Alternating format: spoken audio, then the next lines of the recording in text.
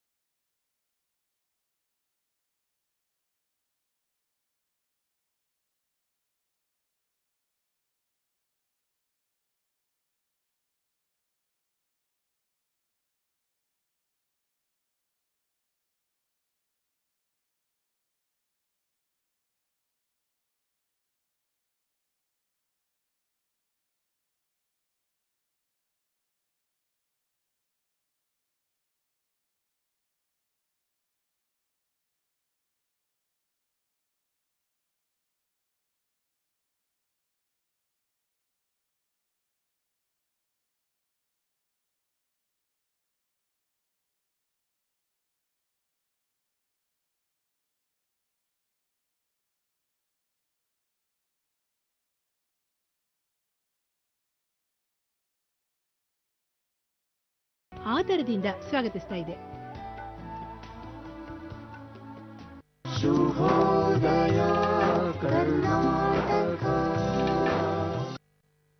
ವೀಕ್ಷಕರೇ, ಇಷ್ಟೆಲ್ಲ ಸಾಧನೆ ಮಾಡಿರುವಂತಹ ಅತಿಥಿ ನಮ್ಮೊಟ್ಟಿಗಿದ್ದಾರೆ ಅಂದ್ರೆ ತಡ ಯಾಕೆ ಬರ್ಮಾಡ್ಕೊಳ್ಳುವಂತ ಕ್ಷಣ.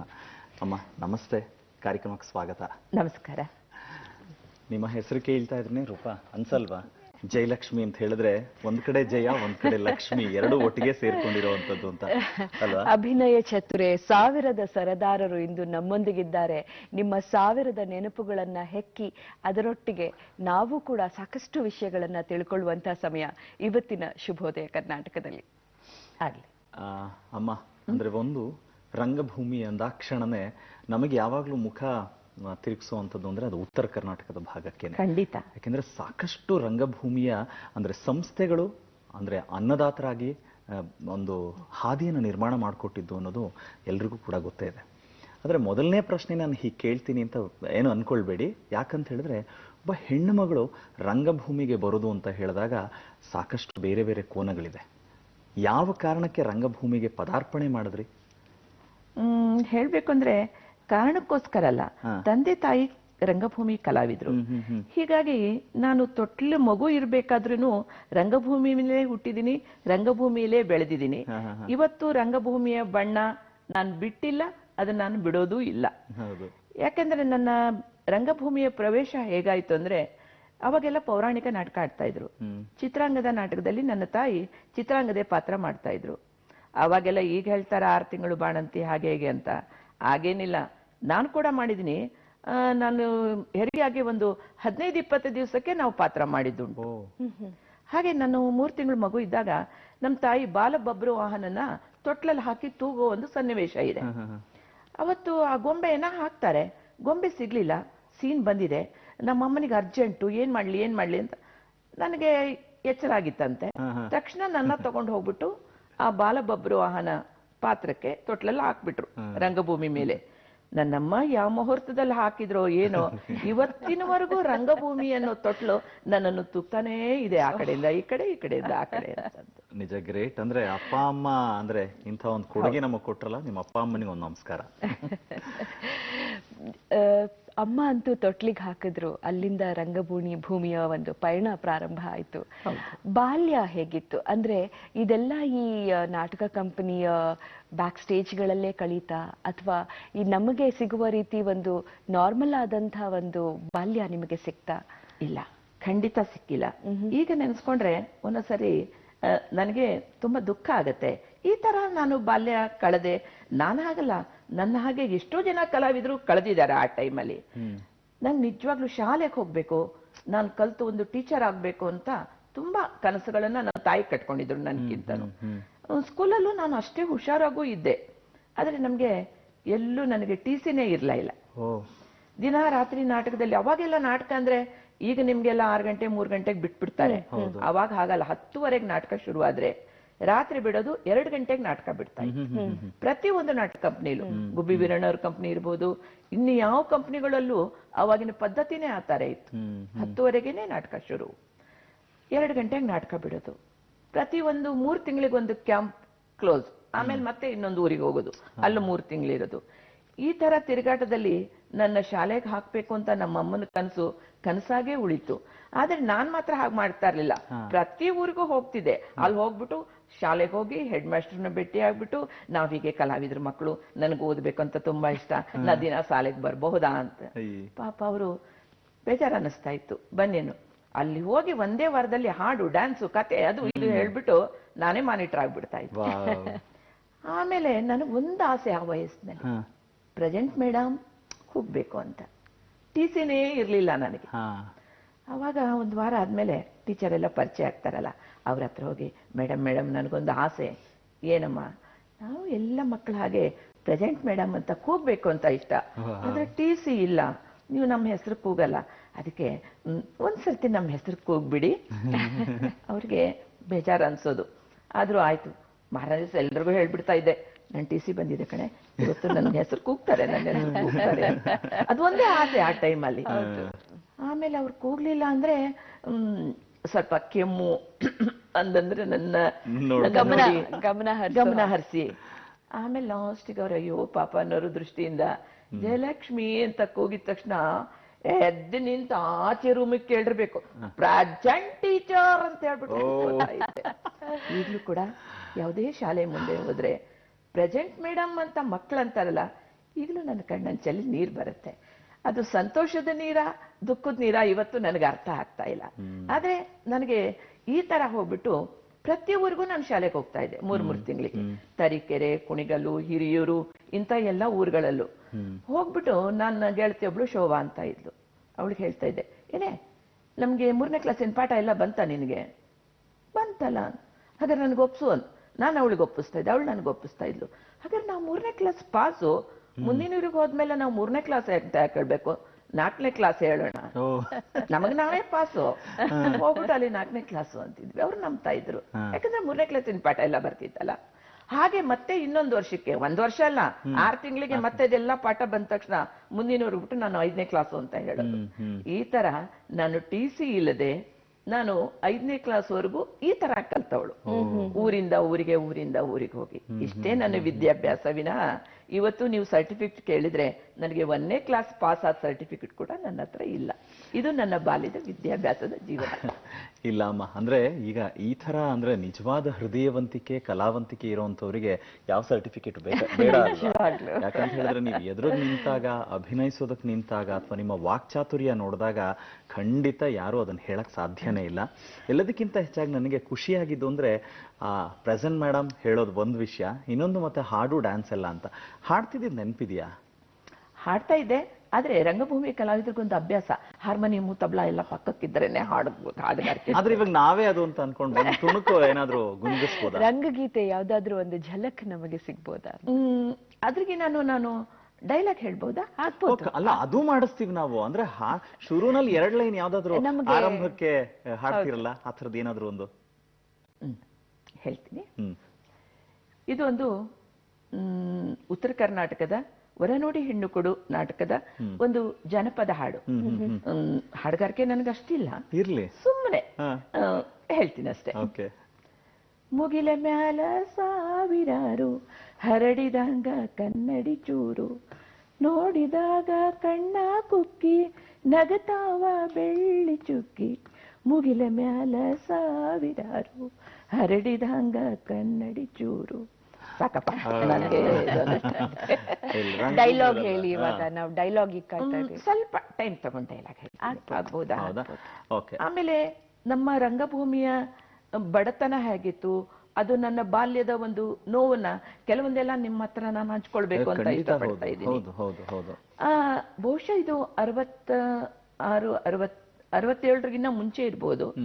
ಅವಾಗೇನೋ ಅಕ್ಕಿ ಸಿಗ್ತಾನೆ ಇರ್ಲಿಲ್ಲ ಊಟಕ್ಕೆ. ಅವಾಗ ಒಂದು ಜಮಖಂಡಿ ಕಂಪ್ನಿ ಅಂತ, ನಾನು ಹುಟ್ಟಿ ಬೆಳೆದ ಕಂಪ್ನಿ, ಅಲ್ಲಿ ಆ ಕಂಪ್ನಿ ಓನರ್ ಹೋಗ್ಬಿಟ್ಟು ಎಲ್ಲರ ಹತ್ರನು ರಿಕ್ವೆಸ್ಟ್ ಮಾಡ್ಕೊಂಡು, ಇಷ್ಟು ಜನ 60 ಜನ ಕಂಪ್ನಿಲಿದ್ದಾರೆ, ಸ್ವಲ್ಪ ಅಕ್ಕಿ ಕೊಡಿ ಅಂತ ರಿಕ್ವೆಸ್ಟ್ ಮಾಡ್ಕೊಂಡು ತರೋರು. ಅದು ರೇಷನ್ ಅಕ್ಕಿ. ಇವತ್ತಿನ ಕಾಲದ ಜನ ಎಲ್ಲ ಎಷ್ಟು ಪುಣ್ಯವಂತರಪ್ಪ ಅನ್ಸುತ್ತೆ. ಅವಾಗ ನಾವು ನಿಜವಾಗ್ಲೂ ನನಗೆ ಜಾಲಿಸ್ಬೇಕು. ಈ ತರ ಈ ಕಡೆಯಿಂದ ಈ ಕಡೆ 3 ಸರ್ತಿ ಜಾಲಿಸಿದ್ರೆ ಇಷ್ಟಿಷ್ಟು ಕಲ್ಲು ಬರೋದು. ನನ್ನ ಏಜಿನ ಸಾಧಾರಣ ಎಲ್ರಿಗೂ ಈ ವಿಷಯ ಗೊತ್ತಿದೆ. ಅದು ತುತ್ತಿಗೊಂದೊಂದು ಕಲ್ಲು ನಮ್ಗೆ ಗ್ಯಾರಂಟಿ ಬರೋದು. ಇತ್ತೀಚಿನ ದಿನಮಾನಗಳಲ್ಲಿ ನಾವೇನ್ ಮಾಡ್ಕೊಂಡ್ಬಿಟ್ವಿ ಅಂದ್ರೆ ಆ ಕಲ್ಲು ತೆಗಿತಾ ಇರ್ಲಿಲ್ಲ, ಅದನ್ನು ನುಂಗುವಂತ ಒಂದು ಪ್ರಯತ್ನ ಮಾಡ್ಬಿಟ್ಟು ಅದನ್ನ ಪ್ರಾಕ್ಟೀಸ್ ಮಾಡ್ಕೊಂಡ್ಬಿಟ್ವಿ. ಆ ತರ ಒಂದು ಸನ್ನಿವೇಶ ಜಮಖಂಡಿ ಕಂಪ್ನಿಲಿ ಅನ್ನದ್ದು ಕೊರತೆ ತುಂಬಾ ಬಂತು. ಆದ್ರೆ ಇಷ್ಟು ಜನಕ್ಕೆ ಅವ್ರು ಊಟ ಕೊಡಬೇಕಾಗಿತ್ತು. ಬೋರ್ಡಿಂಗ್ ಅಂತ ಇರುತ್ತೆ, ನಮ್ಗೆ ಕಂಪ್ನಿ ಊಟನೇ ಕೊಡ್ತಾರೆ ರಂಗಭೂಮಿಲಿ, ವೃತ್ತಿ ರಂಗಭೂಮಿಯಲ್ಲಿ. ಅವಾಗ ಹೋದ್ರೆ ಈ ಬಟ್ಲಿನಲ್ಲಿ ದೊಡ್ಡವರಿಗೆ 2 ಬಟ್ಲು, ಚಿಕ್ಕವರಿಗೆ 1 ಬಟ್ಲು ಅನ್ನ ಕೊಡೋರು. ಅವಾಗ ನಮಗದು ಸಾಲ್ತಾ ಇರ್ಲಿಲ್ಲ. ನನ್ನ ತಾಯಿ ಎಷ್ಟು ಲೆಕ್ಕಾಚಾರ ಹಾಕಿ ಜೀವನ ಮಾಡಿದ್ರು ಅಂದ್ರೆ, ಆ ಸಾರಲ್ಲಿರೋ ಕರ್ಬೇವು ಸೊಪ್ಪು ತೆಗೆದು ಆಚೆ ಇಡ್ತಾ ಇರಲಿಲ್ಲ. ಯಾಕಂದ್ರೆ ಕರ್ಬೇವು ಸೊಪ್ಪಿನ ಜೊತೆ 1-2 ಅಗಳ ಅನ್ನ ಹೋಗುತ್ತಲ್ಲ ಅಂತ. ಅಷ್ಟು ಅಚ್ಚುಕಟ್ಟಾಗಿ, ಅಂದ್ರೆ ಸಾಲ್ತಾ ಇರ್ಲಿಲ್ಲ. ಆದ್ರೂ ಅದನ್ನ ನಮಗೆ ಮತ್ತೆ ಅರ್ಧ ಅನ್ನ ಉಳಿಸೋಳು, ಸಂಜೆ ಮಕ್ಕಳ ಆಟ ಆಡಿ ಬಂದ್ರೆ ಇರ್ಲಿ ಅಂತ. ಇವತ್ತಿಗೂ ನನ್ನ ಅಮ್ಮ ಕಲ್ಸ್ಕೊಟ್ಟಿದ್ದ ಆ ಪಾಠ, ಆ ನೋವು, ಆ ಕಷ್ಟ ನನ್ನ ತಟ್ಟೆಯಲ್ಲಿ ಇದುವರೆಗೂ ನಾನು ಒಂದು ತುತ್ತು ಅನ್ನ ಬಿಟ್ಟು ನನ್ಗೆ ಇನ್ನೂವರೆಗೂ ನನಗೆ ಗೊತ್ತೇ ಇಲ್ಲ, ನನಗೆ ನೆನಪೇ ಇಲ್ಲ. ನನಗೆ ಎಷ್ಟು ಬೇಕೋ ಅಷ್ಟೇ ಹಾಕಿಸ್ಕೊಳ್ತೀನಿ. ಅದು ಎಷ್ಟು ಹಾಕಿಸ್ಕೊಂಡಿದ್ದೀನೋ ಅದಷ್ಟು ತಿಂತೀನಿ. ಇದು ನನಗೆ ಬಾಲ್ಯದಲ್ಲಿ ಒಂದು ಬಡತನ ಕಲಿಸಿದ ಪಾಠ ಇರ್ಬೋದು, ಅಥವಾ ನನ್ನಮ್ಮನ ಒಂದು ಶಿಸ್ತಿನ ಜೀವನ ಇರ್ಬೋದು. ಇವತ್ತಿಗೂ ನನಗೆ ಅದು ನೆನಪಿದೆ. ಅದು ನನಗೊಂದು ಪಾಠವಾಗಿದೆ. ಹಾಗಿದ್ರೆ ಅಮ್ಮನ ಬಗ್ಗೆ ಹೇಳ್ತಾ ಇದ್ರಿ, ಈಗ ಅಪ್ಪ ಅಮ್ಮ ಇಬ್ರು ಬಗ್ಗೆ ಹೇಳ್ತಾ, ಅಂದ್ರೆ ಅಪ್ಪನೇ ಒಂದು ಅವ್ರದೇ ಒಂದು ಸಂಘವನ್ನ ಕೂಡ ಸ್ಥಾಪನೆ ಮಾಡ್ತಾರೆ. ಸೊ ಅಂದ್ರೆ ಈ ಎಲ್ಲ ಅಪ್ಪ ಅಮ್ಮನ, ನಿಮ್ಮ ಇಡೀ ಒಂದು ಕುಟುಂಬದ ಬಗ್ಗೆ ಏನ್ ಹೇಳ್ತೀರಾ? ನನ್ನಪ್ಪ ತುಂಬಾ ದೊಡ್ಡ ಕಲಾವಿದ್ರು, ಚನ್ನಬಸವರಾಜ್ ಕೌಲಿ ಅಂತ. ಈಗ ನನಗನ್ಸುತ್ತೆ ಅವತ್ತು ಎಷ್ಟೆಷ್ಟು ದೊಡ್ಡ ಕಲಾವಿದ್ರು, ಮಹಾನ್ ಕಲಾವಿದ್ರಿದ್ರು, ಎಂತ ಸಂಗೀತಗಾರರಿದ್ರು. ಆದ್ರೆ ಅವರೆಲ್ಲ ಒಂದು ಒಳ್ಳೆ ಶಾಲು, ಒಂದು ಒಳ್ಳೆ ಹಾರ ಕಾಣ್ಲಿಲ್ಲ. ನಿಜ ನಿಜ. ಆದ್ರೆ ಇವತ್ತು ನಾವು ಅವರನ್ನೇ ನೆನ್ಸ್ಕೊಂಡ್ರೆ ನಾನು ತುಂಬಾ ಅದೃಷ್ಟವಂತೆ ಅನ್ಸುತ್ತೆ. ಇದುವರೆಗೂ ನನಗೊಂದು 70-80 ಸನ್ಮಾನ ಆಗಿದೆ, ಒಂದು 70-80ಕ್ಕೂ ಪ್ರಶಸ್ತಿ ಬಂದಿದೆ, ಕರ್ನಾಟಕ ನಾಟಕ ಅಕಾಡೆಮಿ ಅವಾರ್ಡ್ ಬಂದಿದೆ. ಇದು ಯಾವುದು ನನ್ನ ತಂದೆ ಆಗ್ಲಿ ನನ್ನ ತಾಯಿ ಆಗ್ಲಿ ಕಾಣ್ಲಿಲ್ಲ. ಅವರು ನನ್ನನ್ನು ಅವರನ್ನು ಕಂಪೇರ್ ಮಾಡಿದ್ರೆ ಅವರು ತುಂಬಾ ಶ್ರೇಷ್ಠ ಕಲಾವಿದ್ರು. ನನ್ನ ತಂದೆ ತಾಯಿ ಅಂತ ನಾನು ಹೇಳ್ತಾ ಇಲ್ಲ. ಅವರು ಒಂದು ಹಾಡುಗಾರಿಕೆ, ಅವರ ಒಂದು ಆಕ್ಟಿಂಗು, ಅವರ ಒಂದು ಅಭಿನಯ, ಅವು ನನಗೆ ಅರ್ಧ ಬಂದಿದೆಯೇ ಇಲ್ವೋ ಅಂತ ಒಂದು ಗ್ರೇಟ್ ಕಲಾವಿದ್ರಿದ್ರು. ಅವತ್ತು ರಂಗಭೂಮಿ ಅಂದ್ರೆ ಅವರು ನಾಟಕದಲ್ಲಿ ಪಾತ್ರ ಮಾಡೋದು, ಒಂದು ಜನಗಳ ಒಂದು ಚಪ್ಪಾಳೆ ತಗೊಳ್ಳೋದು, ಇದು ಒಂದು ಸಂತೋಷದಲ್ಲಿದ್ರೆ ವಿನಃ ಇನ್ಯಾವ ವೈಯಕ್ತಿಕ ಸಂತೋಷ ಅವ್ರು ಕಾಣ್ಲಿಲ್ಲ ಅಂತ ಅನ್ಸುತ್ತೆ ನನಗೆ. ಈಗ ಹಾಗಲ್ಲ. ಈಗ ಕಲಾವಿದರಿಗೆ ತುಂಬಾ ಎಲ್ಲ ಒಂದು ಸರ್ಕಾರನು ಗಮನಿಸುತ್ತೆ, ಮಾಶಾಸನ ಕೊಡ್ತಾರೆ, ಸಂಬಳನೂ ದೊಡ್ಡದಿದೆ. ಅವಾಗ ಖಂಡಿತ ಆಗಿರ್ಲಿಲ್ಲ. ನಂದೇ ಒಂದು ಉದಾಹರಣೆ ಹೇಳ್ತೀನಿ.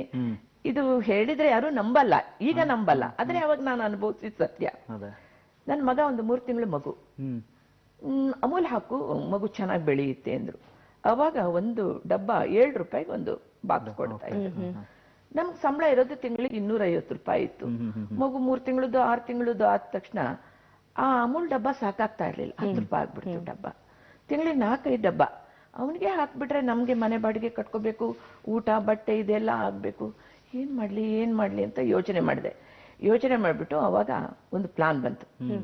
ಪಕ್ಕದ ಮನೆಗೆ ಹೋಗ್ಬಿಟ್ಟು ಮೇಡಮ್ ನಿಮ್ಮಲ್ಲಿ ಅನ್ನ ಬಸ್ತ್ ಮಾಡ್ತೀರಾ ಅಥವಾ ಇಂಬಿಸಿ ಮಾಡ್ತೀರಾ? ಅವಾಗೆಲ್ಲ ಕುಕ್ಕರು ಗ್ಯಾಸ್ ಯಾರ ಮನೇಲೂ ಇರ್ತಾ ಇರ್ಲಿಲ್ಲ ಹೆಚ್ಚಾಗಿ. ಇಲ್ಲ ನಾವು ಇಂಬಿಸಿ ಮಾಡ್ತೀವಿ ಅಂದ್ರೆ, ಇಲ್ಲ ಸ್ವಲ್ಪ ಬಸ್ತ್ ಮಾಡಿ ಆ ಗಂಜಿ ಒಂದ್ ಸ್ವಲ್ಪ ನಮಗ್ ಕೊಡಿ ನನ್ ಮಗುಗೆ ಅಂತ ಹೇಳ್ತಿದ್ದೆ. ಮೆತ್ತಿಗೆ ಈ ಕಡೆ ಹೋಗ್ತಾ ಇದ್ದೆ. ನಾವ್ ಹೀಗೆ ಡ್ರಾಮಾ ಕಲಾವಿದ್ರು, ನಿಮ್ ಊರಿಗೆ ಬಂದಿದೀವಿ, ಹೀಗೆ ನೀವು ಮಕ್ಕಳೆಷ್ಟು ಅದು ಇದು ಮಾತಾಡಿ ಲಾಸ್ಟ್ ನಂದಿದ್ದು ಮಾತು. ಅವರು ಆಯ್ತು ಕೊಡ್ತೀನಿ ಅಂತ ಹೇಳೋರು. ಎದುರು ಮನೆ ಪರಿಚಯ ಮಾಡ್ಕೋತಿದ್ದೆ.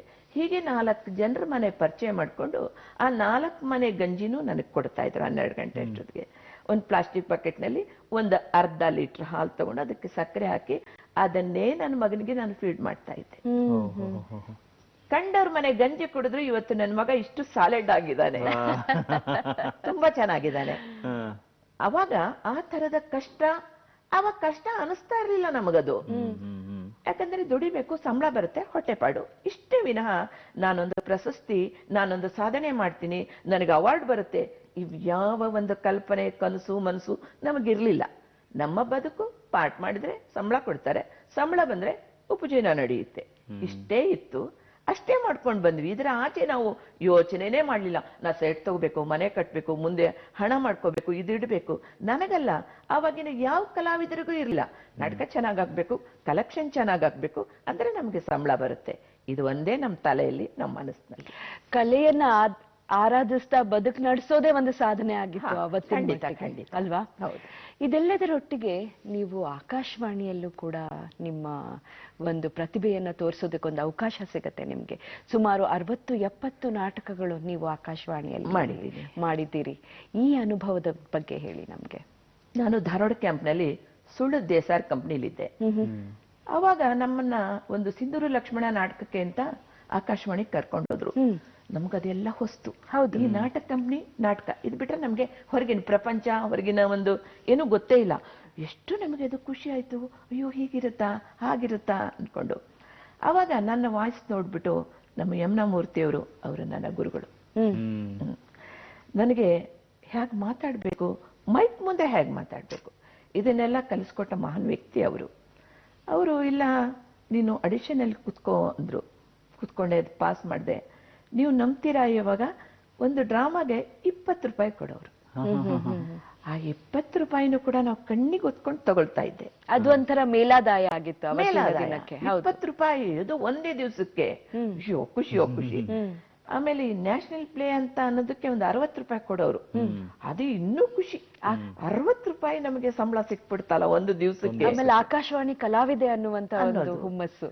ಹೀಗಾಗಿ ಯಮುನಾ ಮೂರ್ತಿಯವರು, ವಾಮನರಾಯರು, ಪ್ರಭಾಶಿರವರು, ಇವರೆಲ್ಲ, ವತ್ಸಲ ಕುಲಕರ್ಣಿ, ಇವರೆಲ್ಲ ನನಗೆ ತುಂಬಾ ಆ ಕ್ಷೇತ್ರದಲ್ಲಿ ನನಗೆ ಪ್ರೋತ್ಸಾಹ ಕೊಟ್ಟ ಒಂದು ವ್ಯಕ್ತಿಗಳು.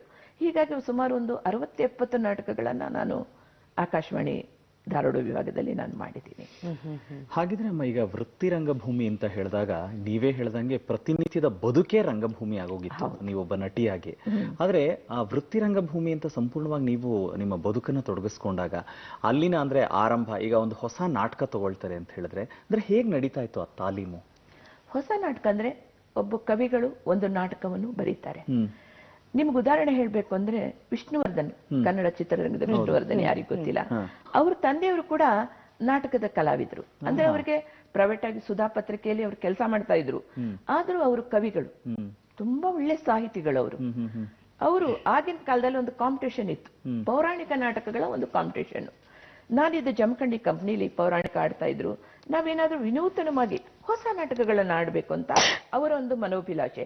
ಅವಾಗ ಗುಬ್ಬಿ ಕಂಪ್ನಿ ಲವಕುಶ ಆಡ್ತಾ ಇದ್ರು, ಹೊನ್ನಪ್ಪ ಭಾಗವತರ ಕಂಪ್ನಿಲಿ ವೆಂಕಟೇಶ್ವರ ಮಹಾತ್ಮೆ ಆಡ್ತಾ ಇದ್ರು. ಹೀಗೆ ಒಂದೊಂದು ಕಂಪ್ನಿಯಲ್ಲೂ ಪೌರಾಣಿಕ ನಾಟಕಗಳನ್ನ ಬೇರೆ ಬೇರೆ ಆಡ್ತಿದ್ರು. ನಾವೊಂದು ಬೇರೆ ಆಡ್ಬೇಕು ಅಂತ ಈ ಜಮಖಂಡಿ ಕಂಪ್ನಿ ಮಾಲೀಕರು, 5 ಜನ ಮಾಲೀಕರು ಅವರು. ಇವತ್ತು ಅವರ ಪೀಳಿಗೆ ಇದೆ.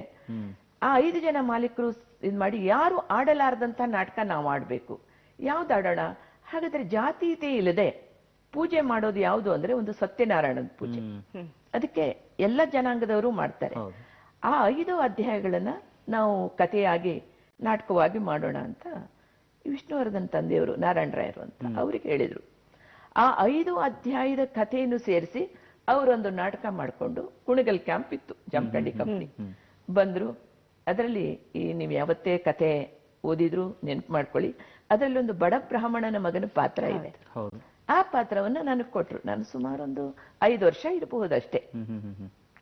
ಅಮ್ಮ, ತುಂಬಾ ಹೊಟ್ಟೆ ಹಸಿವು, ಏನಾದ್ರೂ ತಿನ್ನಲು ಕೊಡಮ್ಮ ಅಂತ. ಆ ಮಗು ಬರುತ್ತೆ, ಆ ಮನೇಲಿ ಏನೂ ಇರಲ್ಲ. ಅವರಮ್ಮ ದೇವರು ನೆನ್ಸ್ಕೊಂಡು ತೀರ್ಥ ಹಾಕ್ತಾಳೆ ಮಗುವಿನ ಬಾಯಿಗೆ. ಹೊಟ್ಟೆ ತುಂಬಿಡುತ್ತೆ ಮಗುಗೆ. ಹೊಟ್ಟೆ ತುಂಬುತ್ತೆ ಅಂತ ಹೇಳ್ಬಿಟ್ಟು ಆಟ ಆಡಕ್ ಹೋಗುತ್ತೆ. ಇದು ಒಂದು ಕತೆ. ನಾರಾಯಣರಾಯರು ಎಂಥ ಒಂದು ಶಿಸ್ತಿನ ಮನುಷ್ಯರು, ಎಂಥ ಒಂದು ಆ ಕಾಲದಲ್ಲಿ ನನಗೆ ಹೇಳ್ಕೊಟ್ಟ ಗುರುಗಳು ಅಂತಂದ್ರೆ, ದಿನ ನನ್ನಮ್ಮ ಹಾಲು ಮೊಸರು ಅವಲಕ್ಕಿನ ಕಲಸಿ ಟಿಫನ್ ಮಾಡಿ 10:30ಗೆ ಕರ್ಕೊಂಡು ಬರೋರು ಪ್ರಾಕ್ಟೀಸ್ಗೆ. ಹೊಟ್ಟೆ ತುಂಬ್ತಿತ್ತು. ಹೇಳು ಅಮ್ಮ ಡೈಲಾಗು. ಅಮ್ಮ, ನಂಗೆ ತುಂಬಾ ಹೊಟ್ಟೆ ಹಸಿವು, ಏನಾದರೂ ತಿನ್ನಲು ಕೊಡಮ್ಮ. ಹಾಗಲ್ವೇ ಹುಡುಗಿ, ಹಾಗಲ್ವೇ ಹೊಟ್ಟೆ ಹಸಿವು ಹೇಗಿರುತ್ತೆ ಅದನ್ನ ಅಭಿನಯ ಪೂರ್ವಕ. ಅಭಿನಯ ಅಂದ್ರೆ ಏನು, 5 ವರ್ಷದ ಮಗು, ಏನು ಗೊತ್ತಿರ್ತಿರ್ಲಿಲ್ಲ. ಹಾಗಲ್ಲಮ್ಮ. ಕೊನೆಗೆ ಅವ್ರಿಗೆ 3 ದಿವಸ ನೋಡಿದ್ರು. 4ನೇ ದಿವಸಕ್ಕೆ, ರದಾಬಾಯಿ, ನಾಳೆ ನಿನ್ನ ಮಗಳಿಗೆ ಏನು ಟಿಫನ್ ಕೊಡ್ಬಾರ್ದು, ಹಂಗೆ ಕರ್ಕೊಂಡು ಬಾಳೋ ನಾವು ಉಪವಾಸ ಅಂದ್ರು. ನಮ್ಮಮ್ಮ ಪಾಪ ನನ್ನ ಮುಂದೆ ಅವಳೇನ್ ತಿಂತಾಳೆ, ಅವಳು ಉಪವಾಸ ನಾನು ಉಪವಾಸ. ಕರ್ಕೊಂಡ್ ಬಂದ್ಲು, ಪ್ರಾಕ್ಟೀಸಿಗೆ ಕೂರಿಸಿದ್ಲ, ಆ ಸೀನ್ ಬಂತು, ಆ ಡೈಲಾಗ್ ಬಂತು. ಅಮ್ಮ ಹೊಟ್ಟೆ ಹಸಿವು, ಏನಾದ್ರೂ ತಿನ್ನಲು ಕೊಡಮ್ಮ ಹೇಳ್ಬೇಕು. ಕಣ್ಣಲ್ಲಿ ನೀರು, ಹೊಟ್ಟೆ ಹಸಿವಾಗ್ತಾ ಇದೆ. ಅಮ್ಮ ಹೊಟ್ಟೆ ಹಸಿವು, ಏನಾದ್ರೂ ತಿನ್ನಲು ಕೊಡಮ್ಮ ಅಂದ ತಕ್ಷಣ ಅವ್ರು ಕ್ಲಾಪ್ಸ್ ತಟ್ಟಿದ್ರು. ನೋಡು, ಅಭಿನಯ ಅಂದ್ರೆ ಇದು, ಹಿಂಗ್ ಮಾಡ್ಬೇಕು, ಹೊಟ್ಟೆ ತುಂಬಾ ತಿಂದ್ಬಿಟ್ರೆ ಬಂದ್ಬಿಡುತ್ತಾ ಅಂತಂದು. ಆಮೇಲೆ ಆಯ್ತು ಅಂದೆ, ಅತ್ತೆ ಇದನ್ನ ನಾಟಕದಲ್ಲೂ ಹೀಗೆ ಮಾಡ್ಬೇಕು ನೀನು ಅಂದ್ರು. ಆಯ್ತು ಅಂದೆ. ಆದ್ಮೇಲೆ ತೀರ್ಥ ಕುಡಿಸ್ತಾಳೆ ತಾಯಿ. ಅವಾಗ ಹೊಟ್ಟೆ ತುಂಬಿದೆ ಅಂತ ಖುಷಿಯಾಗಿ ಹೇಳ್ಬೇಕು. ಅದು ಹೊಟ್ಟೆ ತುಂಬಿದೆ ಅಂತ ಖುಷಿ ಅಲ್ಲಿ ಬರ್ತಾ ಇಲ್ಲ ನನಗೆ. ಯಾಕೆ ಹೊಟ್ಟೆ ಹಸಿವಾಗ್ತಾ ಇದೆ, ಆ ಅಭಿನಯ ಬರ್ತಾ ಇಲ್ಲ. ಇದು ಫಸ್ಟ್ ಇಂದ ಬಂತು. ಅವರು ಹೀಗೆ ಅಂತ ತಿಳ್ಕೊಂಡಿದ್ರು. 2 ಇಡ್ಲಿ ಕಟ್ಟಿಸ್ಕೊಂಡ್ ಬಂದಿದ್ದಾರೆ ಪಾರ್ಸಲ್. ಕಟ್ಟಿಸ್ಕೊಂಡು ನನಗೆ ತಿನ್ಸಿ ನೀರ್ ಕುಡಿಸಿ ಈಗ ಹೇಳಿದೆನಾ ಅಂದ್ರು. ಹೊಟ್ಟೆ ತುಂಬಿತ್ತಲ್ಲ ಅಮ್ಮ, ಹೊಟ್ಟೆ ತುಂಬತಮ್ಮ ನನಗೆ ಅಂತ ಖುಷಿಯಾಗಿ ಹೇಳಿದೆ. ಹೀಗೆ ನಮ್ಗೆ ನಮ್ಮ ಅನುಭವದ ಮೂಲಕ ಅಭಿನಯನ ಕಲ್ಸೋರು ಅವಾಗ. ಆಮೇಲೆ ಮಾರನೇ ದಿವಸ ಒಂದು ಡ್ರಾಮಾ ಗ್ಯಾಪ್ ಇಡೋರು, ಲೈಟ್ ಹಾಕಿ ಪರದೆ ಎಳೆದು ಹೀಗ್ ಬಂದು ಹೋಗಿ. ಆ ತರ ಒಂದು ಗುರುಗಳು ಅಂತಂದ್ರೆ ಅವ್ರು ಏನೇ ಹೇಳಿ ಕಲಾವಿದ್ರು ಅಷ್ಟು ಶಿಸ್ತುಬದ್ಧವಾಗಿ ಕೇಳೋರು. ಮಾಂತೆ ಶಾಸ್ತ್ರಿಗಳು ಅಂತ ನಮ್ಮ ಉತ್ತರ ಕರ್ನಾಟಕದ, ಅವರು ಒಂದು ಪ್ರಸಿದ್ಧ ಕವಿಗಳು. 10:30 ಒಳಗ್ ಬರ್ಲಿಲ್ಲ ಅಂದ್ರೆ ಆ ಕಲಾವಿದರನ್ನ ಆಚೆನೆ ನಿಲ್ಸೋರವ್ರು. ಅದು ಬಿಸಿಲಾಗಿರ್ಲಿ ಏನಾಗಿರ್ಲಿ ನಾವ್ ಅಲ್ಲೇ ನಿಲ್ಬೇಕು. ಓದಿಯವರು ಹೊಡಿಯವರು ನಮ್ಗೆ ಅಭಿನಯ ಬರ್ಲಿಲ್ಲ ಅಂದ್ರೆ. ಇವತ್ತೆಲ್ಲ ಅದನ್ನ ನಾನು ಕಣ್ಣಿಂದನೂ ನೋಡಕ್ಕೂ ಕೂಡ ಸಾಧ್ಯ ಇಲ್ಲ. ನಾನು ಹೊಡೆಸ್ಕೊಂಡಿದೀನಿ, ನಾನು ಬಯಸ್ಕೊಂಡಿದೀನಿ. ಅದು ಅವ್ರು ಬರೋವರೆಗೂ ನಮ್ಮನ್ನ ಬಿಡ್ತಾ ಇರ್ಲಿಲ್ಲ. ಅದೇ ಪಾಠಶಾಲೆ ಆಗೋಗ್ಬಿಟ್ಟಿದೆ. ಅಲ್ಲಿ ನಿಮ್ಮ ತರ ಬೇರೆ ಮಕ್ಕಳು ಇರ್ತಾರೆ, ಬೇರೆ ಕುಟುಂಬದ ಮಕ್ಕಳು ಕೂಡ ಇರ್ತಾರೆ. ನಿಮ್ಮಲ್ಲಿ ಈ ಅಭಿನಯಕ್ಕಾಗಿ ಅಥವಾ ಅವಕಾಶಗಳಿಗಾಗಿ ಪೈಪೋಟಿ ನಡೀತಿತ್ತ? ಹೇಗಿರ್ತಿತ್ತು? ನನಗೆ ಈ ಅವಕಾಶ ಸಿಗತ್ತಾ, ಯಾವುದೋ ಒಂದು ಬಾಲ ನಟಿಯ ಅವಕಾಶ ಇದು ನನಗೆ ಸಿಗತ್ತಾ, ಅವ್ರಿಗೆ ಸಿಗತ್ತಾ? ಅಲ್ಲಿ ಒಂದು ಪೈಪೋಟಿ ಶುರುವಾಗ್ತಿತ್ತ ಮಕ್ಕಳ ಮಧ್ಯೆ? ಮಕ್ಕಳ ಬಗ್ಗೆ ಅನ್ನೋದಕ್ಕಿಂತ ನನ್ನಲ್ಲಿ ಆ ಪೈಪೋಟಿ ತುಂಬಾ ಇತ್ತು.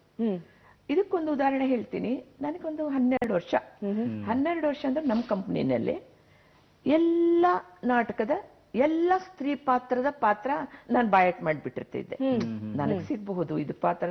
ಆದ್ರೆ ನಾನು ಚಿಕ್ಕ ಹುಡುಗಿ, 10 ವರ್ಷ 11 ವರ್ಷ ಅಷ್ಟೇ ನಂಗೆ. ಅಂತ ಹೀರೋಯಿನ್ ಪಾತ್ರ ನನಗೆ ಯಾರು ಕೊಡ್ತಾರೆ? ಆದ್ರೂ ಎಲ್ಲ ಕಲ್ತು ಇಡ್ತಿದ್ದೆ. ದೇವ್ರ ಮುಂದೆ ದಿನ ಆಡ್ಕೊಳ್ಳೋದು, ಅಯ್ಯೋ ದೇವ್ರೆ ಅವ್ರಿಗೆ ಜ್ವರ ಬರ್ಲಿ, ಅವ್ರಿಗೆ ಹುಷಾರಿಲ್ದಂಗಾಗ್ಲಿ, ಬೆಳಗ್ಗೆ ಎದ್ದವ್ರು ಹುಷಾರಾಗ್ಲಿ, ರಾತ್ರಿ 10:30 ಅವ್ರಿಗೆ ಜ್ವರ ಬರ್ಲಿ. ಅಯ್ಯೋ ನಮ್ಮ ಅಡಿಗೆ ಮಾಡೋನ್ ಚಿಕ್ಕರೇ ಅಂತ ಇದ್ದ. ಅವನು ಏನು ಈ ಹುಡುಗಿ ಜ್ವರ ಅಂತಂತ ಏನು ಬೇಡ್ಕೊತಾ ಇರ್ತಾಳಲ್ಲ ದೇವ್ರ ಹತ್ರ. ಏನಮ್ಮ ದಿನ ಜ್ವರ ಬರ್ಲಿ, ನೆಗಡಿ ಬರ್ಲಿ, ಕಾಯಿಲೆ ಬರ್ಲಿ. ಇಲ್ಲ ಚಿಕ್ಕರೇ, ನಾನು ಪಾತ್ರ ಕಲ್ತಿದ್ದೀನಿ, ನಾನು ಚಿಕ್ಕವಳು ಅಂತ ಯಾರು ನನಗೆ ಪಾತ್ರ ಕೊಡಲ್ಲ, ಅದಕ್ಕೆ ಅವ್ರಿಗೆ ಹುಷಾರಿಲ್ದಂಗಾಗ್ಲಿ, ಮತ್ತೆ ಬೆಳಗ್ಗೆ ಆರಾಮಾಗ್ಲಿ ಅಂತ ಬೇಡ್ಕೊತೀನಿ ದೇವರಿಗೆ. ಅಯ್ಯೋ ಈ ಹುಡುಗಿ ಹೀಗೆ ಬೇಡ್ಕೊಳ್ತಾ ಇದೆ. ಹಾಗೇ ಆಗ್ಬೇಕಾ? ಒಂದ್ಸರ್ತಿ ಚಿಂಚಲಿ ಅಂತ ಜಾತ್ರೆ, ಒಳ್ಳೆ ಕಲೆಕ್ಷನ್ನು. ರಾಜಮ್ಮ ಅನ್ನೋರಿಗೆ ತುಂಬಾ ಸೀರಿಯಸ್. ಅವ್ರ ಗಂಡ ಬಂದ ರಾತ್ರಿ 9 ಗಂಟೆಗೆ ನನ್ನ ಹೆಂಡತಿಗೆ ಮೇಲೆ ಹೇಳಕ್ ಆಗ್ತಾ ಇಲ್ಲ ಜ್ವರ. ಅವಾಗ ಏನ್ ಮಾಡುದು? ನಾಟಕ ಬಂದ್ ಮಾಡ್ಬೇಕಾ? ಅವಾಗ ಹೊಸಪೇಟೆ ಮರೇಣ್ಣವ್ರು ಅಂತ ನಮ್ಮ ಕಂಪ್ನಿ ಡೈರೆಕ್ಟ್ರು, ಅವ್ರಿಗೆ ಹೇಳ್ದೆ, ಮರೇಣ್ಣವ್ರೆ ನಾಟಕ ಬಂದ್ ಮಾಡ್ಬೇಡಿ, ನಾನ್ ಬೇಕಾದ್ರೆ ಮಾಡ್ತೀನಿ ಆ ಪಾತ್ರ. ಏನ್ ಮಾಡ್ತೀಯಾ? ಮಾಡ್ತೀನಿ, ಮಾತೆಲ್ಲ ಕಲ್ತಿದ್ದೀನಿ ನಾನು. ಹೌದಾ, ಮಾತಾಡ್ ನೋಡೋಣ. ಎಲ್ಲ ಮಾತು ಅಭಿನಯ ಅಷ್ಟಿಲ್ಲ, ಆದ್ರೆ ಅವ್ರು ಹೇಗ್ ಮಾಡ್ತಾರೆ ಹಾಗೆ ಮಾತು. ಅವ್ರಿಗೆ ಆಶ್ಚರ್ಯ ಆಯ್ತು. ಬಂದ್ ನಮ್ಮ ತಂದೆಯವ್ರ ಹತ್ರ ಹೇಳಿದ್ರು, ಅವ್ರ ಮಗು ಮಾಡತ್ತಂತೆ, ಯಾಕೆ ನಾಟಕ ಬಂದ್ ಮಾಡ್ತೀರಿ? ಅವಳು ಮಾಡ್ತಾಳ? ಹೌದು, ಮಾತೆಲ್ಲ ಮಾತಾಡ್ತಾಳೆ ಅವಳು. ಯಾರಿಗೆ ಯಾವ ಪಾಠ ಮಾಡ್ತೀನಿ, ನೀವು ಯಾವ್ದು ಕೊಟ್ರು ಮಾಡ್ತೀನಿ. 3 ಪಾತ್ರ ಇತ್ತದ್ರಲ್ಲಿ, ಎಲ್ಲ ಮಾತು ಬರುತ್ತೆ. ಆಮೇಲೆ ಆಯ್ತು ಮಾಡು ಅಂದ್ರು. ಅವ್ರು ನೋಡಿದ್ರೆ ಅವರೇ ನನ್ಗೆ ಹೀರೋ ಹೊಳ್ತಿದ್ದಾರೆ, ನಾನ್ ನೋಡಿದ್ರೆ ಕುಳ್ಳಿ. ತಕ್ಷಣ ನಾನ್ ಮಾಡೋದು ಗ್ಯಾರಂಟಿ ಆದ ತಕ್ಷಣ ನಾನ್ ಫಸ್ಟ್ ಕೆಲ್ಸ ಏನ್ ಮಾಡಿದೆ ಗೊತ್ತಾ? ಯಾರ್ ಮನೆ ಕಟ್ತಾ ಇದ್ದಾರೆ ಅಂತ ಹುಡ್ಕೊಂಡ್ ಮನೆ ಊರೊಳಗೋದೆ. ಹೋಗ್ಬಿಟ್ಟು ಒಂದು 5-6 ಇಟ್ಟಂಗಿ ಇಟ್ಟಿಗೆ ಅದನ್ನ ತಲೆ ಮೇಲೆ ಹೊತ್ಕೊಂಡು ತಗೊಂಡ್ ಬಂದೆ, ಬುಟ್ಟಿಲಿ ಇಟ್ಕೊಂಡು ಹೋಗಿ ಆ ಮೈಕ್ 2 ಮೈಕ್ ಇಟ್ಟಿರ್ತಾರೆ ರಂಗಭೂಮಿಲಿ, ಅಲ್ಲೆರಡು ಇಟ್ಟೆ. ಆ ಸ್ವಿಚ್ ಬೋರ್ಡ್ ಅವ್ನಿಗೆ ಹೇಳಿದೆ, ಇವನ್ ಯಾರು ತೆಗಿಬೇಡಿ ಅಂತ. ಆಮೇಲೆ ಅವ್ರ ಜೊತೆ ಎಲ್ಲಿ ದೊಡ್ಡ ಡೈಲಾಗ್ ಇರುತ್ತೆ ಅಲ್ಲೊಂದೆರಡು ಇಟ್ಟೆ. ಇಟ್ಬಿಟ್ಟು ಇದೇನಿದು ಸ್ಟೇಜ್ ತುಂಬಾ ಇಟ್ಕೆ ಯಾರು ಇಟ್ಟಿದ್ದು? ಆಗ ನನ್ನ ಬುದ್ಧಿ ಅಂದ್ರೆ ನಂಗೆ ಹೇಳು ಚಪ್ಪಲಿ ಏನೂ ಇರ್ಲಿಲ್ಲ ಅಲ್ಲ, ಅವ್ರ ಲೆವೆಲ್ಗೆ ಒಂದ್ ಸ್ವಲ್ಪ ಬರ್ಬೇಕಲ್ಲ. ಮೆಲ್ಲಕ್ಕೆ ಹೋಗಿ ಮೈಕ್ ಮೇಲೆ ಮುಂದೆ ನಿಂತು ಅದ್ರ ಮೇಲೆ ಹತ್ತಿ ಆ ಡೈಲಾಗ್ ಹೋಗುದು. ಆಮೇಲೆ ಇಲ್ಲಿ ಬಂದು ಇಲ್ಲಿ ಮೆಲ್ಲಿಗೆ ಹತ್ತಿ ಅಂದ್ರೆ ಕೊನೆಗೆ ಅವ್ರು ಸೊಂಟದ ತನಕನಾದ್ರೂ ನಾನು ಬರ್ಬೇಕು ಅನ್ನೋ ಒಂದು ಅಭಿಲಾಷೆ ನನಗೆ. ಹೀಗೆ ನಾವು ಕಲಿಬೇಕು, ನಾವು ಮಾಡ್ಬೇಕು ಅನ್ನೋ ಒಂದು ಹಠ ಕೆಚ್ಚು ಇದಿತ್ತಂದ್ರೆ ಯಾರಿಗೇ ಆಗ್ಲಿ ಅದು ಮುಂದೆ ಸುಲಭವಾಗಿ ಒಲಿಯುತ್ತೆ ಅಂತ ನನ್ನ ಅನಿಸಿಕೆ, ನನ್ನ ಅಭಿಪ್ರಾಯ. ಗಳನ್ನ ಹೆಕ್ಕುವಂತ ಕೆಲಸ. ನೀವು ಮಾತಾಡ್ತಾ ಇದ್ರೆ ನಮಗ ಆ ದೃಶ್ಯಾವಳಿಗಳಷ್ಟು ಕಣ್ಣು ಮುಂದೆ, ನೀವು ಎಲ್ಲೋ ಹೋಗಿ ಇಟ್ಟಿಗೆ ತಗೊಂಬಂದಿದ್ದು, ಮೈಕ್ ಮುಂದೆ ಜೋಡಿಸಿದ್ದು, ಮತ್ತೆ ಅಲ್ಲಿ ನಿಂತಿದ್ದು, ಇಲ್ಲಿ ನಿಂತಿದ್ದು, ಒಂದು ಪುಟ್ಟ ಹುಡುಗಿಗೆ ಎಷ್ಟೆಲ್ಲ ಆಸೆಗಳಿರಬಹುದು, ಎಷ್ಟೆಲ್ಲ ಕನಸುಗಳಿರಬಹುದು, ಹೇಗೆಲ್ಲ ಬೆಳೆದಿರಬಹುದು, ಆ ವಾತಾವರಣ ಹೇಗಿರ್ಬೋದು. ಈಗಿನ ನಮ್ಮ ಜನರೇಷನ್ಗೆ ಅದನ್ನ ಊಹಿಸೋಕು ಕಷ್ಟ. ಆ ರೀತಿಯ ದಿನಗಳು ಮತ್ತು ಆ ರೀತಿಯ ಸಂಭ್ರಮಗಳು ತುಂಬಾ ಪರಕಿ ಇವೆ ನಮ್ಗೆ ಅಂತ ಹೇಳ್ಬೋದು. ಈ ಎಲ್ಲ ಪುಟ್ಟ ಪುಟ್ಟ ಖುಷಿಯ ಅನುಭವಗಳ ಮಧ್ಯೆ ಮನಸ್ಸಿಗೆ ಖೇದವಾಗುವಂತ, ದುಃಖವಾಗುವಂತ ಅನೇಕ ಘಟನೆಗಳು ನಡೆದಿರುತ್ತೆ. ಇವತ್ತಿಗೂ ಕೂಡ ಆ ರೀತಿ ಒಂದು ಗಾಯವನ್ನು ಉಳಿಸಿದಂಥ ನೆನಪು ಯಾವುದಾದ್ರೂ ಇದೆಯಾ? ಕಲಾವಿದರ ಜೀವನದಲ್ಲಿ ಸಿಹಿಕಿನ ಕಹಿನೇ ಹೆಚ್ಚಾಗಿರುತ್ತೆ ಅಂತ ನನ್ನ ಅಭಿಪ್ರಾಯ. ಅದರಲ್ಲೂ ರಂಗಭೂಮಿಯ ಕಲಾವಿದರು. ಯಾಕೆಂದ್ರೆ ನಾಟಕ ಶುರುವಾಗಿರುತ್ತೆ, ಆ ಟೈಮ್ನಲ್ಲಿ ಮನೇಲಿ ಏನಾದ್ರೂ ಒಂದು ಸಾವು ಸಂಭವಿಸಿದ್ರೆ ಎಲ್ರಿಗೂ ಗೊತ್ತಿರುತ್ತೆ, ಆದ್ರೆ ಆ ಕಲಾವಿದರಿಗೆ ಮಾತ್ರ ಹೇಳಲ್ಲ, ಯಾರು ಹೇಳಲ್ಲ. ಯಾಕಂದ್ರೆ ನಾಟಕ ಅರ್ಧಕ್ಕೆ ನಿಂತೋಗ್ಬಿಡುತ್ತಲ್ಲ. ನಾಟಕ ಬಿಟ್ಟ ಮೇಲೆ, ಅಂಕದ ಪರದೆ ಎಳೆದ ಮೇಲೆ ಆ ವಿಷಯ ಅವ್ರ ಕಿವಿಗೆ ಹಾಕೋದು. ಈಗ್ಲೂ ಆ ಪದ್ಧತಿ ಈಗ್ಲೂ ಇದೆ. ಏನು ಮಾಡಕ್ಕಾಗಲ್ಲ ಅಂತಾರೆ ಎಲ್ರಿಗೂ ಗೊತ್ತಿರುತ್ತೆ, ನಮ್ಗಳಿಗೂ ಮಾತ್ರ ಗೊತ್ತಿರಲ್ಲ. ಈ ತರ ನನ್ನ ಜೀವನದಲ್ಲಿ ಒಂದು ಘಟನೆ ಅಂತಂದ್ರೆ, ರೈ ಅವ್ರ ಕಂಪ್ನಿ ಅಂತ ಮಂಗಳೂರಿನಲ್ಲಿ, ಅವ್ರ ಕಂಪ್ನಿಲಿ ನಾನು ಪಾತ್ರ ಮಾಡ್ತಾ ಇದ್ದೆ. ಒಂದು ಚೆನ್ನಪ್ಪ ಚೆನ್ನೇಗೌಡ ಅಂತ ಒಂದು ನಾಟಕ ಇದೆ. ಅದರಲ್ಲಿ ಗಂಡ ಸಾಯ್ತಾನೆ. ಅದು ನನ್ನ ಫೇವರಿಟ್ ಪಾತ್ರ ರಂಗಭೂಮಿನಲ್ಲಿ. ನನ್ನ ಕಾನ್ಫಿಡೆನ್ಸ್, ತುಂಬಾ ಚೆನ್ನಾಗಿ ಮಾಡ್ತೀನಿ ಆ ಪಾತ್ರ ಅಂತ. ಆ ಗಂಡ ಸತ್ತ ಸೀನಿಗೆ ಆ ತಾಳಿ ತೆಗೆದು ಬಳೆ ಒಡೆದು ಅದು ಕುಂಕುಮ ಅಳಿಸಿ, ಇದಕ್ಕೆಲ್ಲ ಹೆಣ್ಮಕ್ಳು ಅಳೋದೇನ್ ಬಿಡಿ, ಸ್ವಾಭಾವಿಕವಾಗಿ ಅಳ್ತಾರೆ. ಗಂಡಸರು ಆ ದೃಶ್ಯಕ್ಕೆ ಕಣ್ಣೀರಾಗ್ತಾ ಇದ್ರು. ಆ ನಾಟಕ ತುಂಬಾ ಒಳ್ಳೆ ಕಲೆಕ್ಷನ್. ಅದು ನೋಡ್ಬಿಟ್ಟು ಅನಂತ ಪೈ ಅಂತ ಅವ್ರ ಹೆಸರು, ಅವರು ಇಲ್ಲ ಅಯ್ಯಮ್ಮ ಇವತ್ತು ನನ್ನ ಕಣ್ಣೀರ್ ಹಾಕಿಸ್ಬಿಟ್ರು, ನಾಳೆ ಅವ್ರಿಗೊಂದು ಸನ್ಮಾನ ಮಾಡಬೇಕು ರೈ ಅವರೇ ನಾವು. ಎಂಥ ಅಭಿನಯ ಆಯ್ತು ಅಂತ ಅವರು ಹೇಳಿದ್ರು. ನಾಳೆ ನಿನಗೆ ಒಂದು ಸನ್ಮಾನ ಮಾಡ್ತಾರೆ, ಸೀರೆ ಎಲ್ಲ ತರ್ತಾರೆ ಅಂತ. ಬೇರೆ ಸಂಘದವರು ಅವರು ನಾವು ಅವತ್ತೇ ಸನ್ಮಾನ ಮಾಡ್ತೀವಿ ಅಂತ. ಆ 2 ಸಂಘದಿಂದ ನಾನು ಕರ್ನಾಟಕ ನಾಟಕ ಅಕಾಡೆಮಿ ಮೆಂಬರ್ ಅದೇ ಊರಿನಲ್ಲಿ. ವಿಷಯ ಸಂಘದ ವತಿಯಿಂದ ನನಗೊಂದು ಸೀರೆ, ಒಟ್ಟೊಂದು 5 ಸೀರೆ ಅವತ್ತು ನನಗೆ ಪ್ರೆಸೆಂಟೇಷನು. ಅವತ್ತು ಹೌಸ್ಫುಲ್ ಕಲೆಕ್ಷನು. ನನಗೆ ಗೊತ್ತು ನನಗೆ ಇವತ್ತು ಸನ್ಮಾನ ಇದೆ, ಒಂದು 5 ಸೀರೆ ಬರುತ್ತೆ ಅಂತ ಖುಷಿಯಾಗಿ ನಾನು ಪಾತ್ರ ಮಾಡ್ತಾ ಇದ್ದೀನಿ. ನಾನು ಬಂದ ತಕ್ಷಣ ಎಲ್ಲರೂ ನನ್ನ ಮುಖ ನೋಡ್ತಾರೆ, ಏನೋ ಥರ ವಿಷಯ ಮುಚ್ಚಿಡೋ ಥರ. ನನ್ಗೆ ಅದೆಲ್ಲ ಲಕ್ಷ್ಯ ಇಲ್ಲ. ನೋಡ್ತೀನಿ, ಅಯ್ಯೋ ನಾನು ಈ ಪಾತ್ರ ಹಾಗೆ ಮಾಡಬೇಕು, ಹೀಗೆ ಮಾಡಬೇಕು, ಅಷ್ಟು ಚೆನ್ನಾಗಿ ಮಾಡಬೇಕು. ನಾನು ಗಂಡ ಸತ್ತ ಸೀನ್ಗೆ ನನಗೆ ಇವತ್ತು ಸನ್ಮಾನ ಮಾಡ್ತಾ ಇದ್ದಂದ್ರೆ ಆ ಸೀನ್ ಇವತ್ತಿನ್ನೂ ಹೈಲೈಟ್ ಮಾಡ್ಬೇಕು ನಾನು ಅನ್ನೋ ಒಂದೇ ಮನೋಭಾವನೆ ನನಗೆ. ಆಮೇಲೆ ಆಯ್ತು, ನಾಟಕ ಆಯ್ತು. ನಾಟಕ ಆಗಿ ಅವಳು ಗಂಡ ಸತ್ತು ಹೋಗ್ತಾನೆ. ಬಿಳಿ ಸೀರೆ, ಬಿಳಿ ಬ್ಲೌಸು, ಎಲ್ಲ ಕೂದಲೆಲ್ಲ ಬಿಟ್ಕೊಂಡು ಆ ಪಾತ್ರ ಎಂಡ್ ಆಗೋ ಪಾತ್ರ ಅದು. ಹಾಗೆ ಅಂಕದ ಪರದೆ ಎಳೆದ ತಕ್ಷಣ ಅವರು ರೈ ಅವರು ಬಂದು, ಜಯಲಕ್ಷ್ಮಿ ನಿಮ್ಮ ಮನೇಲಿ ಯಾರೋ ಸತ್ತಿದಾರಂತೆ, ಫೋನ್ ಬಂದಿದೆ. ಅವಾಗೆಲ್ಲ ಮೊಬೈಲ್ ಇರಲಿಲ್ಲ. ಯಾರು ಅಂತಂತಂದೆ. ಯಾರೋ ಗೊತ್ತಿಲ್ಲ, ನಿಮ್ಮ ಅಕ್ಕನ ಮಗಳು ಫೋನ್ ಮಾಡಿದ್ಲು ಹುಬ್ಳಿಯಿಂದ, ನೀನು ಹೋಗ್ಬೇಕು. ಇಷ್ಟೊತ್ತಿನಲ್ಲಿ STD ಎಲ್ಲಿ ತೆಗೆದಿರುತ್ತೆ, ಅವಾಗ STD ಇರ್ತೀನಿ. ಅವ್ರ ಅನಂತ್ ಪೈ ಅವ್ರ ಸೈಡ್ ವಿಂಗ್ಸ್ ನಲ್ಲಿ ಇದ್ರು. ಅಮ್ಮ ನಮ್ಮನೇಲಿ STD ಇದೆ, ನಮ್ಮನೇಲಿ ಫೋನ್ ಇದೆ, ನಮ್ಮನೆಗೆ ಫೋನ್ ಬಂದಿದ್ದು, ಬನ್ನಿ ಅಂತ. ನಾವು ಈ ಊರಲ್ಲಿ ಇದ್ದೀನಿ ಅಂತ ಯಾರಿಗೂ ಗೊತ್ತಿಲ್ಲ. ದಾಸಪರೈ ಅಂತ ಒಬ್ರು ಯಕ್ಷಗಾನ ಕಲಾವಿದರಿದ್ದಾರೆ, ಅವ್ರ ಮನೆಗೆ ಫೋನ್ ಮಾಡಿ ಇವ್ರ ನಂಬರ್ ತಗೊಂಡು ನನ್ನ ಅಕ್ಕನ ಮಗಳು ಮಾಡಿದ್ದಾಳೆ. ಹಾಗೆ ಅದೇ ವೇಷದಲ್ಲೇ ಹೋದೆ ಅವ್ರ ಮನೆಗೆ. ಫೋನ್ ಎತ್ಕೊಂಡೆ, ಹಲೋ ಯಾರು ಸತ್ತಿದ್ದು? ನನ್ನ ಮಗನಿಗೆ ಏನಾಗ, ಒಬ್ಬನೇ ಮಗ ನನಗೆ. ಇಲ್ಲ ಮಗನಿಗೇನಾಗಿಲ್ಲ, ಸೊಸೆ ಚೆನ್ನಾಗಿದ್ದಾರೆ. ಇಲ್ಲ ಇನ್ಯಾರು ಅಂತಂದೆ. ಸ್ವಲ್ಪ ಗಟ್ಟಿ ಧೈರ್ಯ ಮಾಡ್ಕೊಳ್ಳಿ, ಹೇಳು ಬೇಗ, ಯಾರು ಅಂತ. ಅಂಕಲ್ ಸರ್, ನನ್ನ ಗಂಡ ಸತ್ತೋದ್ರು ಅಂದ ತಕ್ಷಣಕ್ಕೆ ಏನು ಮಾಡಬೇಕು ಅಂತ ಗೊತ್ತಾಗ್ತಾ ಇಲ್ಲ. ಹೌದಾ ಯಾವಾಗ ಅಂತಂದೆ. ಹಾರ್ಟ್ ಅಟ್ಯಾಕು ಬೆಳಗ್ಗೆ. ನಮ್ಮ ಕಡೆ ಇಡಲ್ಲ, ಸತ್ತ ತಕ್ಷಣನೇ ಇದು ಮಾಡಿಬಿಡ್ತಾರೆ. ಮಗ ಬೆಂಗಳೂರಿನಲ್ಲಿ ಓದ್ತಾ ಇದ್ದ, ನಾನು ಮಂಗಳೂರಿನಲ್ಲಿ ಇದ್ದೀನಿ. ಎಲ್ಲ ಮುಗಿದೋಯ್ತಾ ಅಂತಂದೆ. ಮುಗೀತು. ಸುಮ್ಮನೆ ಎಲ್ಲರೂ ಕೇಳ್ತಾ ಇದ್ದಾರೆ ಯಾರು ಸತ್ರು ಅಂತ ಹೇಳಿದ್ರೆ, ಯಾಕೋ ಏನೋ ನನ್ನ ಕಣ್ಣೀರು ಬರ್ತಾ ಇಲ್ಲ. ಮನೆ ಮುಂದೆ ನಾಯಿ ಸತ್ರ ಅಳೋಳು ನಾನು, ಅದು ಬರ್ತಾ ಇಲ್ಲ. ನನ್ನ ಅಕ್ಕನ ಗಂಡ ಅಂತೆ. ಸುಮ್ಮನೆ ಒಂದು ಸುಳ್ಳು ಹೇಳಿದೆ. ಅವರೆಲ್ಲ ಊರ್ ಜನನೇ ಒಂದಾಗ್ಬಿಡ್ತಾ ಇದ್ರು ಆ ಟೈಮಲ್ಲಿ. ಬಂದು ಸುಮ್ಮನೆ 3 ಶೋ ಅವತ್ತು ನಾನು ಮಾಡಿರೋದು. ಸುಮ್ಮನೆ ಮುಸ್ಕಾಕ್ ಮಲ್ಕೊಂಡೆ. ಅವ್ರು ಯಾರು ಹೋಗಿ ಹೇಳಿದ್ದಾರೆ ಅಕ್ಕನ ಗಂಡ ಅಂತ. ಆಮೇಲೆ ಅವರೆಲ್ಲ ಊಟ ಗೀಟ ಮಾಡಿಬಿಟ್ಟು ನನ್ನ ಮಾತಾಡ್ಸಕ್ ಬಂದ್ರು. ಯಾರಂತೆ ನಿನ್ ದೊಡ್ಡಕ್ಕನ ಗಂಡನ? ಅಲ್ಲ, ಅವ್ರು ನನ್ನ ಫ್ಯಾಮಿಲಿ ಎಲ್ಲ ಪರಿಚಯ. ಮತ್ತೆ ಯಾರು ಮಾರಾಯ್ತಿ ಸತ್ತಿದ್ದು? ಕೊನೆಗೆ ಮೇಕಪ್ ಆದ್ರೂ ತೆಗಿ ಅಂತ ಹೇಳಿದ್ರು. ಕನ್ನಡಿ ಮುಂದೆ ಬಂದು ನನ್ನ ನೋಡ್ಕೊಳ್ತೀನಿ. ಅಡ್ವಾನ್ಸ್ ಆಗಿ ನಾನು ವಿಧವೆ ವೇಷದಲ್ಲಿ ಕಾಣ್ತಾ ಇದ್ದೀನಿ. ಅಡ್ವಾನ್ಸ್ ಆಗಿ ಗಂಡ ಸತ್ತ ಹೆಣ್ಣಿಗೆ ಸೀರೆ ಉಡಿಸ್ತಾರೆ ತವ್ರ ಮನೆಯವರು. ನನಗೆ ರಂಗಭೂಮಿಯನ್ನು ತವ್ರ ಮನೆ ನನಗೆ ಅಡ್ವಾನ್ಸ್ ಆಗಿ 5 ಸೀರೆ ಕೊಟ್ಟಿದೆ. ಇದು ಕಲಾವಿದರ ಬದುಕಿನಲ್ಲಿ ಒಂದು ನನಗಿವತ್ತಿಗೂ ಮರೆಯಲಾರದಂಥ ಒಂದು ಘಟನೆ. ಬೇರೆಯವರು ನನಗೆ ಬಂಧು ಬಳಗ ಆಮೇಲೆ ಕೊಟ್ಟರು, ಅಡ್ವಾನ್ಸ್ ಆಗಿ ನನಗೆ ರಂಗಭೂಮಿ 5 ಸೀರೆಗಳನ್ನು ನನಗೆ ಕೊಟ್ಟಿದೆ. ಇದು ನನ್ನ ಜೀವನದ ಅತಿ ಒಂದು ಮರೆಯಲಾರದ ದುಃಖದ ಘಟನೆ. ನಾವು ಮಾತು ಮರೆತು ಕೂತು ಶುಭೋದಯದ ಅಂಗಳದಲ್ಲಿ ಈ ರೀತಿ ನಾವು ಯಾವತ್ತು ಭಾವನಾತ್ಮಕವಾಗಿ ಮಾತು ಕಳ್ಕೊಂಡು ಕೂತಿಲ್ಲ.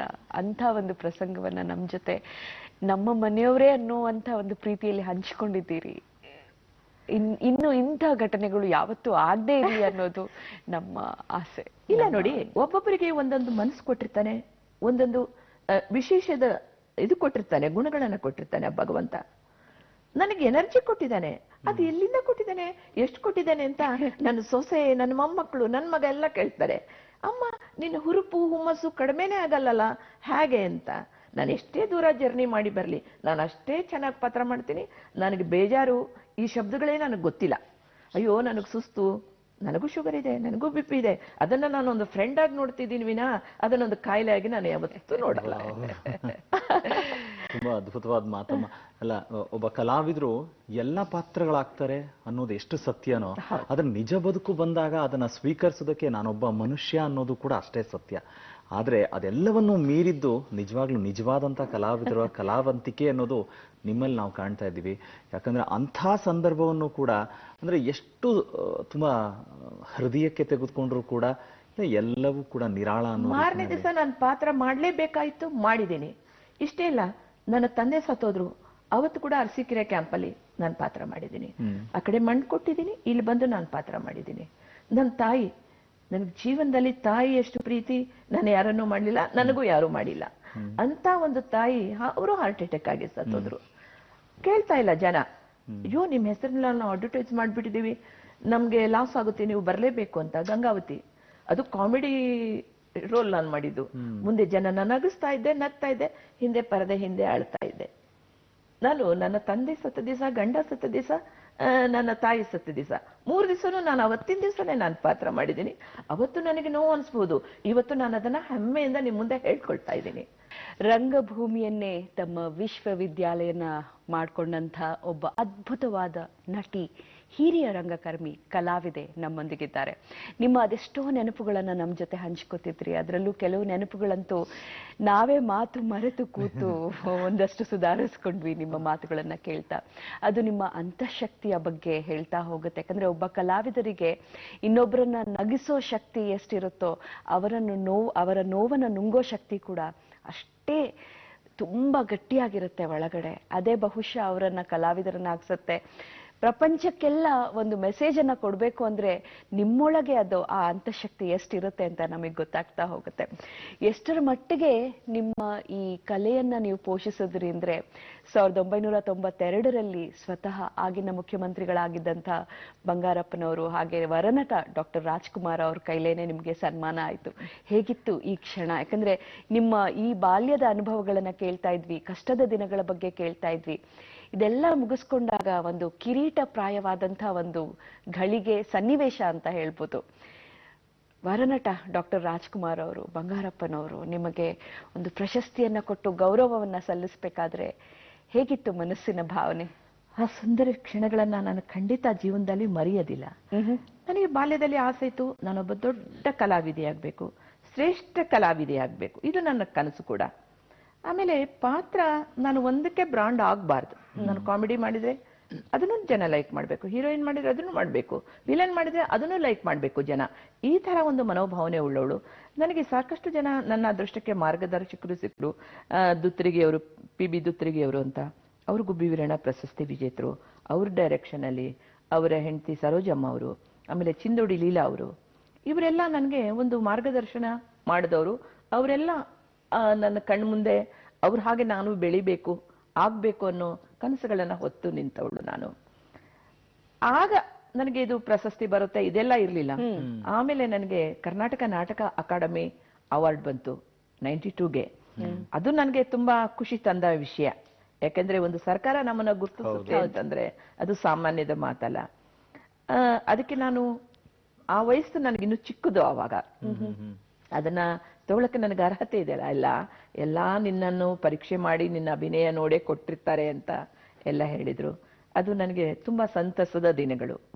ನನಗೆ ಅವಾರ್ಡ್ ಬಂದಿದ್ದು ಅದೆಲ್ಲ ಒಂದು 70-80 ಅವಾರ್ಡು ಸನ್ಮಾನಗಳು ಬಂದಿದೆ. ಅದೆಲ್ಲ ನನಗೆ ಸಿಹಿಯಾದ ನೆನಪು. ನಿಜ. ಆದ್ರೆ ಅಮ್ಮ, ನಾವು ಕಾರ್ಯಕ್ರಮ ಶುರು ಮಾಡಿದಾಗ್ಲಿಂದ ಯಾವಾಗ ಅಮ್ಮ ಡೈಲಾಗ್ ಹೇಳ್ತಾರೆ, ನಾವೊಂದ್ 2-3 ಸ್ಟೈಲ್ ಬೇರೆ ಬೇರೆ ತರ ಕೇಳ್ಬೇಕಂದ್ರೆ, ಒಂದು ಪೌರಾಣಿಕ ಇರ್ಬೋದು, ಇನ್ನೊಂದು ಸಾಮಾಜಿಕ, ಐತಿಹಾಸಿಕ ಈ ತರ. ಯಾಕಂದ್ರೆ ಎಲ್ಲ ಯಾವುದೇ ಪಾತ್ರಗಳನ್ನ ಇವಾಗ ನೀವೇ ಹೇಳಿದ್ರೆ, ನನಗೆ ಪಾತ್ರ ಅಂತ ಹೇಳಿದ್ರೆ ಇಂಥದ್ದೇ ಅಂತಲ್ಲ, ಎಲ್ಲಾನು ಮಾಡ್ಬೇಕು ಅಂತ. ಸೊ ಹಾಗಾಗಿ ಈಗ ಒಂದು 2-3 ಸ್ಯಾಂಪಲ್ ನಮಗೆ ಕೇಳಿಸ್ಬೋದಾ? ಕೇಳಿಸ್ತೀನಿ. ಆದ್ರೆ ಇತ್ತೀಚಿನ ದಿನಮಾನಗಳ ಒಂದು ನಾಟಕಗಳಲ್ಲಿ ಆ ಡೈಲಾಗ್ ಆ ಗಟ್ಸ್ ಇರೋದಿಲ್ಲ. ಇಲ್ಲ, ಹೌದು. ಏನೇ ಬೇರೆಯವರ ಎದುರಿಗೆ ನಾವು ಹೇಳ್ಬೇಕು, ಸ್ಟೇಜ್ ಮೇಲೆ ಹೇಳ್ಬೇಕು, ಎಲ್ಲೋ ಫಂಕ್ಷನ್ ಅಲ್ಲಿ ಹೇಳ್ಬೇಕು ಅಂದ್ರೆ ಮತ್ತೆ ನಾವು ಹಳೆ ಕಾಲಕ್ಕೆ ಹೋಗ್ಬೇಕು. ಹೌದು, ನಿಜ. ಅಲ್ಲ, ನಾವು ಅದನ್ನ ನೋಡ್ಬೇಕು ಅಂತಾನೆ ಕೇಳ್ತಾ ಇರೋದು. ನಮ್ಗೆ ಈಗಿನ ಕಾಲದ್ದು ಬೇಡ, ನಿಮ್ಮ ಕಾಲದ ಆ ಡೈಲಾಗ್ಗಳು ಬೇಕು, ಅದರ ಝಲಕ್ ಬೇಕು. ತುಂಬಾ ವರ್ಷಗಳಾಯ್ತು ಆ ನಾಟಕದಲ್ಲಿ ನಾನು ಪಾತ್ರ ಮಾಡಿ. ಆದ್ರೂ ಒಂದು ನೆನಪು ಮಾಡ್ಕೊಂಡು ಹೇಳ್ತಾ ಇದ್ದೀನಿ. ಎಷ್ಟು ಮಟ್ಟಿಗೆ ಹೇಳ್ತಿದ್ದೀನಿ, ನೀವು ಅದನ್ನ ಮರೆಯೋಕ್ ಸಾಧ್ಯನೇ ಇಲ್ಲ. ಅಲ್ಲ ಅಮ್ಮ, ನೀವು ಅಕಸ್ಮಾತ್ ಏನಾದ್ರು ನನಗೆ ಸುಮ್ನೆ ಕೂತ್ಕೊಂಡಿದ್ ಕಡೆ ಡೈಲಾಗ್ ಹೇಳಕ್ ಆಗಲ್ಲ ಅಂದ್ರೆ ಬೇಕಾದ್ರೆ ನಿಂತ್ಕೊಂಡೇ ಹೇಳ್ಬೋದು, ಅಂದ್ರೆ ಅಭಿನಯ ಮಾಡ್ತಾನೆ ಹೇಳ್ಬೋದು. ಹೌದಾ? ಯಾಕೆಂದ್ರೆ ಆಗಿನ ಡೈಲಾಗ್ಗಳು ಹಾಗಿತ್ತು. ಹೌದು. ಕನ್ಗಲ್ ಹನುಮಂತರಾಯರು ಅಂತ ಅವರು ಒಂದು ನಾಟಕಗಳನ್ನ ಬರಿತಾ ಇದ್ರು, ರಕ್ತರಾತ್ರಿ ಇವೆಲ್ಲ ನಾಟಕಗಳು. ಒಂದ್ಸರ್ತಿ ಚಿತ್ರಾಂಗದ ನಾಟಕಕ್ಕೆ ನಮ್ಮ ಮಾಸ್ಟ್ರು ಅದು ಉಲುಪಿ ಪಾತ್ರ, ಉಲಿಚಿ, ಅದನ್ನ ನಾನು ಜಯಲಕ್ಷ್ಮಿ ಹತ್ರ ಮಾಡಿಸ್ತೀನಿ ಅಂತ ಅಡ್ವಾನ್ಸ್ ತಗೊಂಡು ಬಂದ್ಬಿಟ್ಟಿದ್ದಾರೆ. ನಾನು ಅಳಕ್ ಶುರು ಮಾಡಿದೆ. ಆ ನಾಟಕದಲ್ಲಿ ನನ್ಗೆ ಹೆಂಗ್ ಡೈಲಾಗ್ ಕಲಿತೀನಿ, ನನಗ್ ಮಾಡಕ್ಕಾಗಲ್ಲ ಅಂತ. ಮನೆಗ್ ಬಂದೆ, ಅಮ್ಮ ಅಂತ ಅಳಕ್ ಶುರು ಮಾಡಿದೆ. ಅಮ್ಮ ಯಾಕೆ ಕಳ್ತಾ ಇದೆ, ಹೇಳಿ ಹೇಳು ಅಂತಂದ್ರು. ನನಗೆ ಆ ಪಾತ್ರ ಮಾಡು ಅಂತ ಇದ್ರೆ ನನಗೆ ಅಷ್ಟೆಲ್ಲ ದೊಡ್ಡ ಡೈಲಾಗ್, ಅವೆಲ್ಲ ಕಷ್ಟ ಡೈಲಾಗ್ ನನಗ್ ಬರಲ್ಲ ಅಂದೆ. ಅಯ್ಯೋ ಹುಚ್ಚಿ, ಅದೇನ್ ಮಹಾ, ನಾನ್ ಕಲಿಸ್ತೀನಿ. ನಮ್ಮಮ್ಮನ ಹತ್ರ ಪುಸ್ತಕ ಇಲ್ಲ, ಏನಿಲ್ಲ. ಅವಾಗಿನ ಕಾಲದಲ್ಲಿ ಅವ್ರು ಮಾಡಿದವರು. ಹಾಗೆ ನನ್ನಮ್ಮ ಪುಸ್ತಕ ಇಲ್ದೇನೆ ಆ ಡೈಲಾಗ್ ಹೇಳ್ಕೊಟ್ರು ನನಗೆ. ಆ ಡೈಲಾಗ್ ಆಗ ಮಾತಾಡಿದ್ದು ಅವರು, ಆ ಕಾಲದಲ್ಲಿ ಮಾಡಿದ್ದು ಅವ್ರು ಇನ್ನೂ ಮರ್ತಿರ್ಲಿಲ್ಲ. ಆ ತರ ಡೈಲಾಗ್ಗಳನ್ನ ಮೊದ್ಲಿನ ಒಂದು ಕವಿಗಳು ಬರೀತಾ ಇದ್ರೆ ವಿನಃ ಇತ್ತೀಚೆಗೆ ಅಂತ ನೀವು ಕೇಳ್ಬಿಡಿ.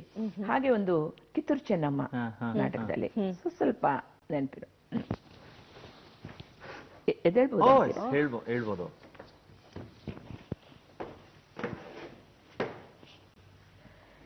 ಎಲೆ ಎಲೆವೋ ಕೆಂಪು ಮುಖದ ಕೋಡಂಗಿಗಳೇ, ಕಪ್ಪ ಕೊಡಬೇಕೆ ಕಪ್ಪ, ನಿಮಗೇಕೆ ಕೊಡಬೇಕು ಕಪ್ಪ?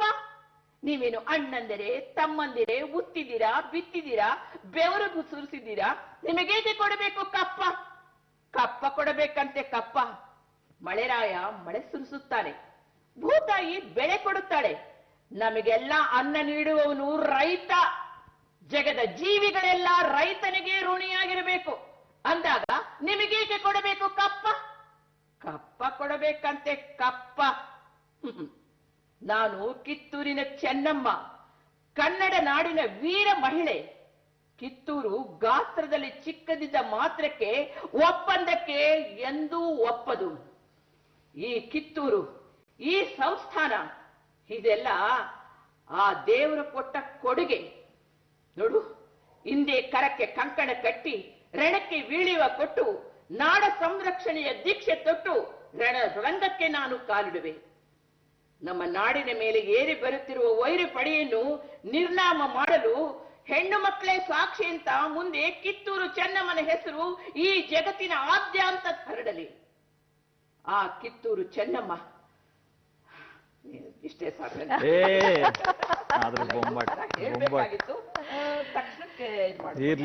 ಒಂದು ನಿಮಿಷದ ತಯಾರಿನೂ ಇಲ್ದೆ ಇನ್ಸ್ಟೆಂಟ್ ಆಗಿ ನೀವು 30 ವರ್ಷದ ಕೆಳಗೆ ಮಾಡಿದ್ಪ ನೋಡಿ. ಓಕೆ, ಅದ್ ಬಿಟ್ರೆ ಇವಾಗ ಅದು ನಮಗೆ ಐತಿಹಾಸಿಕವಾಗಿ ಆಯ್ತು ಅಲ್ವಾ? ಆದ್ರೆ ಪೌರಾಣಿಕಕ್ಕಿಂತ ಸಾಮಾಜಿಕ ಬಂದ್ರೆ ಯಾವ್ದಾದ್ರು ಪಾತ್ರ? ಅನೇಕ ಸಾಮಾಜಿಕ ನಾಟಕಗಳನ್ನು ಮಾಡಿದ್ದೀರಿ ನೀವು. ಏಡ್ಸ್ ಬಗ್ಗೆ ಆಗಿರಬಹುದು, ವರದಕ್ಷಿಣೆ ಬಗ್ಗೆ ಆಗಿರಬಹುದು, ಹೆಣ್ಣು ಮಗುವಿನ ಬಗ್ಗೆ ಎಷ್ಟೊಂದು ನಾಟಕಗಳನ್ನ ಮಾಡಿದ್ದೀರಿ. ಅದರಲ್ಲಿ ಯಾವ್ದಾದ್ರು ನಿಮಗೆ ಇಷ್ಟವಾದಂತ ತುಂಬಾ ಒಳ್ಳೆ ಸಂದೇಶ ಇರುವಂತ ಯಾವ್ದಾದ್ರು ಒಂದು ಡೈಲಾಗ್ ನಿಮ್ಗೆ ಮನಸ್ಸಿಗೆ ತುಂಬಾ ಹತ್ರ ಆದ? ಮನಸ್ಸಿಗೆ ತುಂಬಾ ಹತ್ರ ಅಂದ್ರೆ, ನನ್ನ ಬಗ್ಗೆ ನನ್ಗೊಂದು ಹೆಮ್ಮೆ ಅನ್ಸುದಂದ್ರೆ, ನನಗೆ 1ನೇ ಕ್ಲಾಸ್ ಪಾಸ್ ಆದ ಸರ್ಟಿಫಿಕೇಟ್ ಇಲ್ದವಳು ನಾನು. ಆದ್ರೂ ನಾಟಕ ಬರೆಯೋದಕ್ಕೆ ನಾನು ಒಂದು ಪ್ರಯತ್ನ ಮಾಡಿದೆ. ಹೌದು, ಬರವಣಿಗೆ ಇತ್ತು ಅನ್ನೋದು ಸ್ವಲ್ಪ ಗೊತ್ತು ನನಗೆ. ಇಷ್ಟು ಮಟ್ಟಿಗೆ ಬರವಣಿಗೆ ಇದೆ ಅಂತ ಗೊತ್ತಿರ್ಲಿಲ್ಲ. ಒಂದು ಪುಟ್ಟರಾಜ ಗವಾಯಿಗಳ ನಾಟಕ, ಅದು ಬೇರೆಯವ್ರ ನಾಟಕ ತಿದ್ದಕ್ ಹೋಗಿ ಅದು ಆಗ್ಲಿಲ್ಲ. ಮತ್ತೆ ನಾನೇ ನನ್ನದೇ ಆದ ಸ್ವಂತದ ನಾಟಕ ರಚಿಸಿದೆ. ಅದ್ಭುತವಾಗಿ ಮೂಡಿ ಬಂತು ಅದನ್ನೊಂದು ಬರೀ ಲೇಡೀಸ್ ಟ್ರೂಪ್ ಅಂತ 10 ಜನ ನಾವು ಇವತ್ತಿಗೂ ಉತ್ತರ ಕರ್ನಾಟಕದಲ್ಲಿ, ಈಗ ಮೊನ್ನೆ ನಾಳೆ 28ನೇ ತಾರೀಕು ಕೂಡ ಒಂದು ಊರಿನಲ್ಲಿ ಇದೆ. ಮಾಲ್ತಿ ಸುಧೀರ್ ಅವರಂತ, ಅವರು ಪುಟ್ಟರಾಜ ಗವಾಯಿಗಳ ಪಾತ್ರ ಮಾಡ್ತಾರೆ, ನಾನು ತಾಯಿಯ ಪಾತ್ರ ಮಾಡ್ತೀನಿ. ಈಗ ಒಂದು 100 ಶೋ ಮೇಲೆ ಆಗಿದೆ ಅದು ನಮ್ಮ ಪುಟ್ಟರಾಜ ಗವಾಯಿಗಳ ನಾಟಕ. ಆಮೇಲೆ ನೀವೆಲ್ಲ ನಂಬೋದು ಹಣೆ ಬರ, ಅದೃಷ್ಟ ಅಂತಾನು ಹೇಳ್ತೀವಿ, ಹಣೆ ಬರನು ಅಂತ ಹೇಳ್ತೀವಿ. ಅದನ್ನ ಅಲ್ಲೇ ಬರ್ಕೊಂಡ್ ಬಂದಿರ್ತೀವಿ. ಉತ್ತರ ಕರ್ನಾಟಕದಲ್ಲಿ ಇವತ್ತು ಒಂದು ಪದ್ಧತಿ ಇದೆ, ಒಂದು ಚಟಿಗೆವ್ವ ಅಂತ ಹೇಳ್ತಾರೆ. ಸ್ವಲ್ಪ ಬಿಜಾಪುರ, ಈ ಬೆಳಗಾವ್ ಇಲ್ಲೆಲ್ಲ ಇದೆ.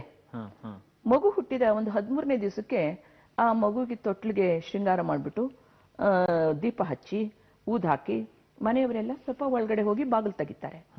ಅವಳು ಶಟಿಗೆವ್ವ ಬಂದು ಹಣೆ ಬರ ಬರೆದು ಹೋಗ್ತಾಳೆ ಮಗುವಿಂದು ಅಂತ ಇವತ್ತಿಗೂ ಆ ಜನ ನಂಬ್ತಾರೆ.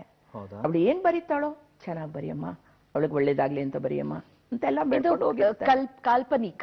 ಕಾಲ್ಪನಿಕ. ಅದು ನನ್ನ ಅಜ್ಜಿ ಕತೆ ಹೇಳ್ತಾ ಇದ್ರು. ಕಾಲ್ಪನಿಕ ಅಂತ ನಾವ್ ಅನ್ಬಹುದು, ಆದ್ರೆ ಇವತ್ತಿಗೂ ಅದನ್ನ ನಂಬುವಂತ ಜನಗಳು ಇದ್ದಾರೆ. ಆಕೆ ಬಂದು ಹಣೆ ಬರ ಬರ್ದು ಹೋಗ್ತಾಳೆ ಅಂತ ನನ್ನ ಅಜ್ಜಿ ಒಂದು ಕತೆ ಹೇಳ್ತಾ ಇದ್ರು. ಅದನ್ನೇ ನಾನು ನಾಟಕ ರೂಪವಾಗಿ ಮಾಡಿದೀನಿ. ಇಲ್ಲಿ ಬೆಂಗಳೂರಿನಲ್ಲಿ KSDL ಚಂದ್ರು ಅವರು ಅದನ್ನ ತುಂಬಾ ಶೋ ಮಾಡಿದ್ದಾರೆ ಅವರು. ನಾನು ಕೂಡ ಉತ್ತರ ಕರ್ನಾಟಕದಲ್ಲಿ ಶೋ ಮಾಡ್ತೀನಿ. ಅದರ ಕಥೆ ಸಾರಾಂಶ ಏನಪ್ಪಾ ಅಂತಂದ್ರೆ, ಆಕೆ ಶೆಟ್ಗೆವನಿಗೆ ಮುದ್ದಾದ ಮಗಳಿರ್ತಾಳೆ. ಮಗಳು ಆ ಒಂದು ಬರ ಬಂದಾಗ ಆ ಊರಿಗೆ ಒಂದು ಸನ್ಯಾಸಿ ಬಂದಿರ್ತಾನೆ, ಅವನಿಗೊಂದು ಸ್ವಲ್ಪ ನೀರು ಕೊಟ್ಟಿರ್ತಾಳೆ. ಅವನಿಗೆ ಕಣ್ಣು ಮಡ್ರಾಸಾಯಿ ಅಂತೀವಲ್ಲ ಅದು ಬಂದಿರುತ್ತೆ. ಅವಾಗ ತನ್ನ ಎದೆ ಹಾಲು ಹಿಂಡಿ ಅವನ ಕಣ್ಣನ್ನ ಕೊಟ್ಟಿರ್ತಾಳೆ. ಅವನೊಂದು ಅಮೃತ ಬೀಜ ಕೊಟ್ಟಿರ್ತಾನೆ. ಅದನ್ನ ಹಾಲಿನಲ್ಲಿ ಹಾಕಿ ಯಾವ ವಯಸ್ಸಿನಲ್ಲಿ ಅವರು ಕುಡಿತಾರೋ ಆ ವಯಸ್ಸು, ಆ ರೂಪ 100 ವರ್ಷಗಳ ಕಾಲ ಹಾಗೆ ಇರುತ್ತೆ. ಅವಳು ಮುದುಕಿನೇ ಆಗಲ್ಲ, ಆ ತರ ಅಂತ ಹೇಳಿ ಕೊಟ್ಟಿರ್ತಾನೆ. ಯಾವ ತಾಯಿ ಆದ್ರೂ ತನ್ನ ಮಗು ಚೆನ್ನಾಗಿರ್ಲಿ, ತನ್ನ ಮಗಳು ಚೆನ್ನಾಗಿರ್ಲಿ ಅಂತಾನೆ ಇಷ್ಟಪಡೋದು, ಅವತ್ತಿಗೂ ಇವತ್ತಿಗೂ ಮುಂದೆ. ಅದನ್ನ ಅವಳು ಹಾಗೇ ಜೋಪಾನವಾಗಿ ತೆಗೆದಿಟ್ಟು ಮಗಳಿಗೆ 18 ವರ್ಷ ಆದ್ಮೇಲೆ ಹಾಲಿನಲ್ಲಿ ಹಾಕಿ ತೆಗೆದು ಕುಡಿಸ್ತಾಳೆ. ಮಗಳು ಎಂತ ರೂಪವಂತೆ ಇರ್ತಾಳೆ ಅಂದ್ರೆ ಅವಳು ಶಾಶ್ವತವಾಗಿ ಹಾಗೆ ಇರ್ತಾಳೆ. ಮಗಳಿಗೆ ಡೌಟು, ರಾತ್ರಿ ನಮ್ಮ ತಾಯಿ ಎಲ್ಲಿ ಹೋಗ್ತಾಳೆ, ಏನ್ ಮಾಡ್ತಾಳೆ, ಏನ್ ಕೆಟ್ಟ ಕೆಲಸ ಮಾಡ್ತಾಳೆ ಅಂತ. ಒಂದ್ ದಿವಸ ತಾಯಿನ ತಡೆದು ಕೇಳಿದಾಗ ಅವಳು ಹೇಳಲ್ಲ. ಇಲ್ಲ, ನೀ ಹೇಳಲೇಬೇಕು. ಅವಾಗ ಹೇಳ್ತಾಳೆ, ನೋಡು ಹಣೆ ಬರ ಬರ್ತೀನಿ ಮಕ್ಕಳಿಗೆಲ್ಲ, ಇದೇ ರಾತ್ರಿ ಎಲ್ಲ ನಾನು ಮಾಡ್ತಾ ಇರೋ ಕೆಲಸ. ಹೌದಾ, ಒಳ್ಳೇದಾಯ್ತು. ಹಾಗಾದ್ರೆ ನನ್ನ ಹಣೆ ಬರ ಬರ್ದವಳು ನೀನೆಲ್ಲ. ಹೌದು, ನನ್ನ ಹಣೆ ಬರ ಏನ್ ಬರ್ದಿದೆ ಅದನ್ನ ಹೇಳು ಹೋಗು. ಹೇಳ್ಬಾರ್ದು, ನೀ ಕೇಳ್ಬಾರ್ದು ಅಂತ ಏನ್ ಹೇಳಿದ್ರು ಅವಳು ಕೇಳಲ್ಲ. ನೀ ಬರೆದು ನೀನು ಹೇಳ್ಬೇಕು, ಇಲ್ಲಾಂದ್ರೆ ನೀನು ಊರಲ್ಲಿರೋ ಮಕ್ಕಳ ಹಣೆ ಬರ ಬರೋಳ್ಗೆ ನಿನ್ನ ಮಗಳ ಹೆಣ ನೋಡ್ತೀಯ ನೀನು. ಆಮೇಲೆ ಹೇಳ್ತಾಳೆ, ಇಲ್ಲ ನನ್ನ ಹಣೆ ಬರ ಹೇಳು, ದೇವ್ರು ನಿನಗೆ ತಡೆಯೋ ಶಕ್ತಿ ಕೊಡ್ಲಿ, ಹೇಳು. ನಿನ್ನ ಹಣೆ ಬರ ಮಗನ್ ಜೊತೆನೆ ನಾನು ಮದುವೆ ಅಂತ ಬರ್ತಿದ್ದೀನಿ. ಇದೇ ಹಡದವ ಬರದ ಹಣೆ ಬರಹ. ನಾಟಕದ ಟೈಟ್ಲು ಹಡದವ ಬರದ ಹಣೆ ಬರಹ. ನಿನ್ನ ಕೈ ಬಂತು, ಹೇಗ್ ಮನ್ಸು ಬಂತು, ನಿನ್ನ ಮನ್ಸು ಹೇಗ್ ಬಂತು ಬರೆಯೋದಕ್ಕೆ? ನಂದಲ್ಲ, ಬ್ರಹ್ಮ ಏನ್ ಆಜ್ಞೆ ಮಾಡ್ತಾನೋ, ದೇವ್ರೇನ್ ಆಜ್ಞೆ ಮಾಡ್ತಾನೋ ಅದನ್ನು ಬರೆಯೋದಷ್ಟೇ ನನ್ನ ಕೆಲಸ. ಆಮೇಲೆ ನಿನ್ನ ಹಣೆ ಬರ ನಾನು ಸುಳ್ಳು ಮಾಡ್ತೀನಿ.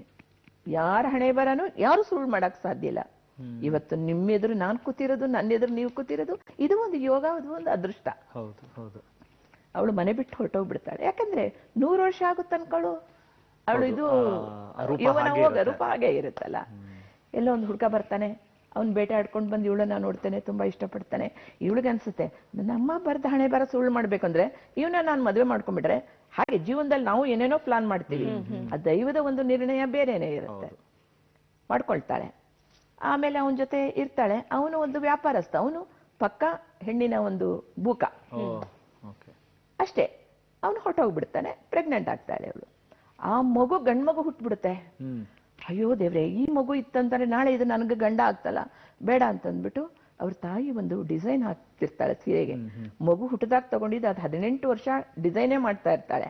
ಅದನ್ನ ತಾಯಿ ನೆನಪಿಗೆ ಅಂತ ತಂದಿರ್ತಾಳೆ.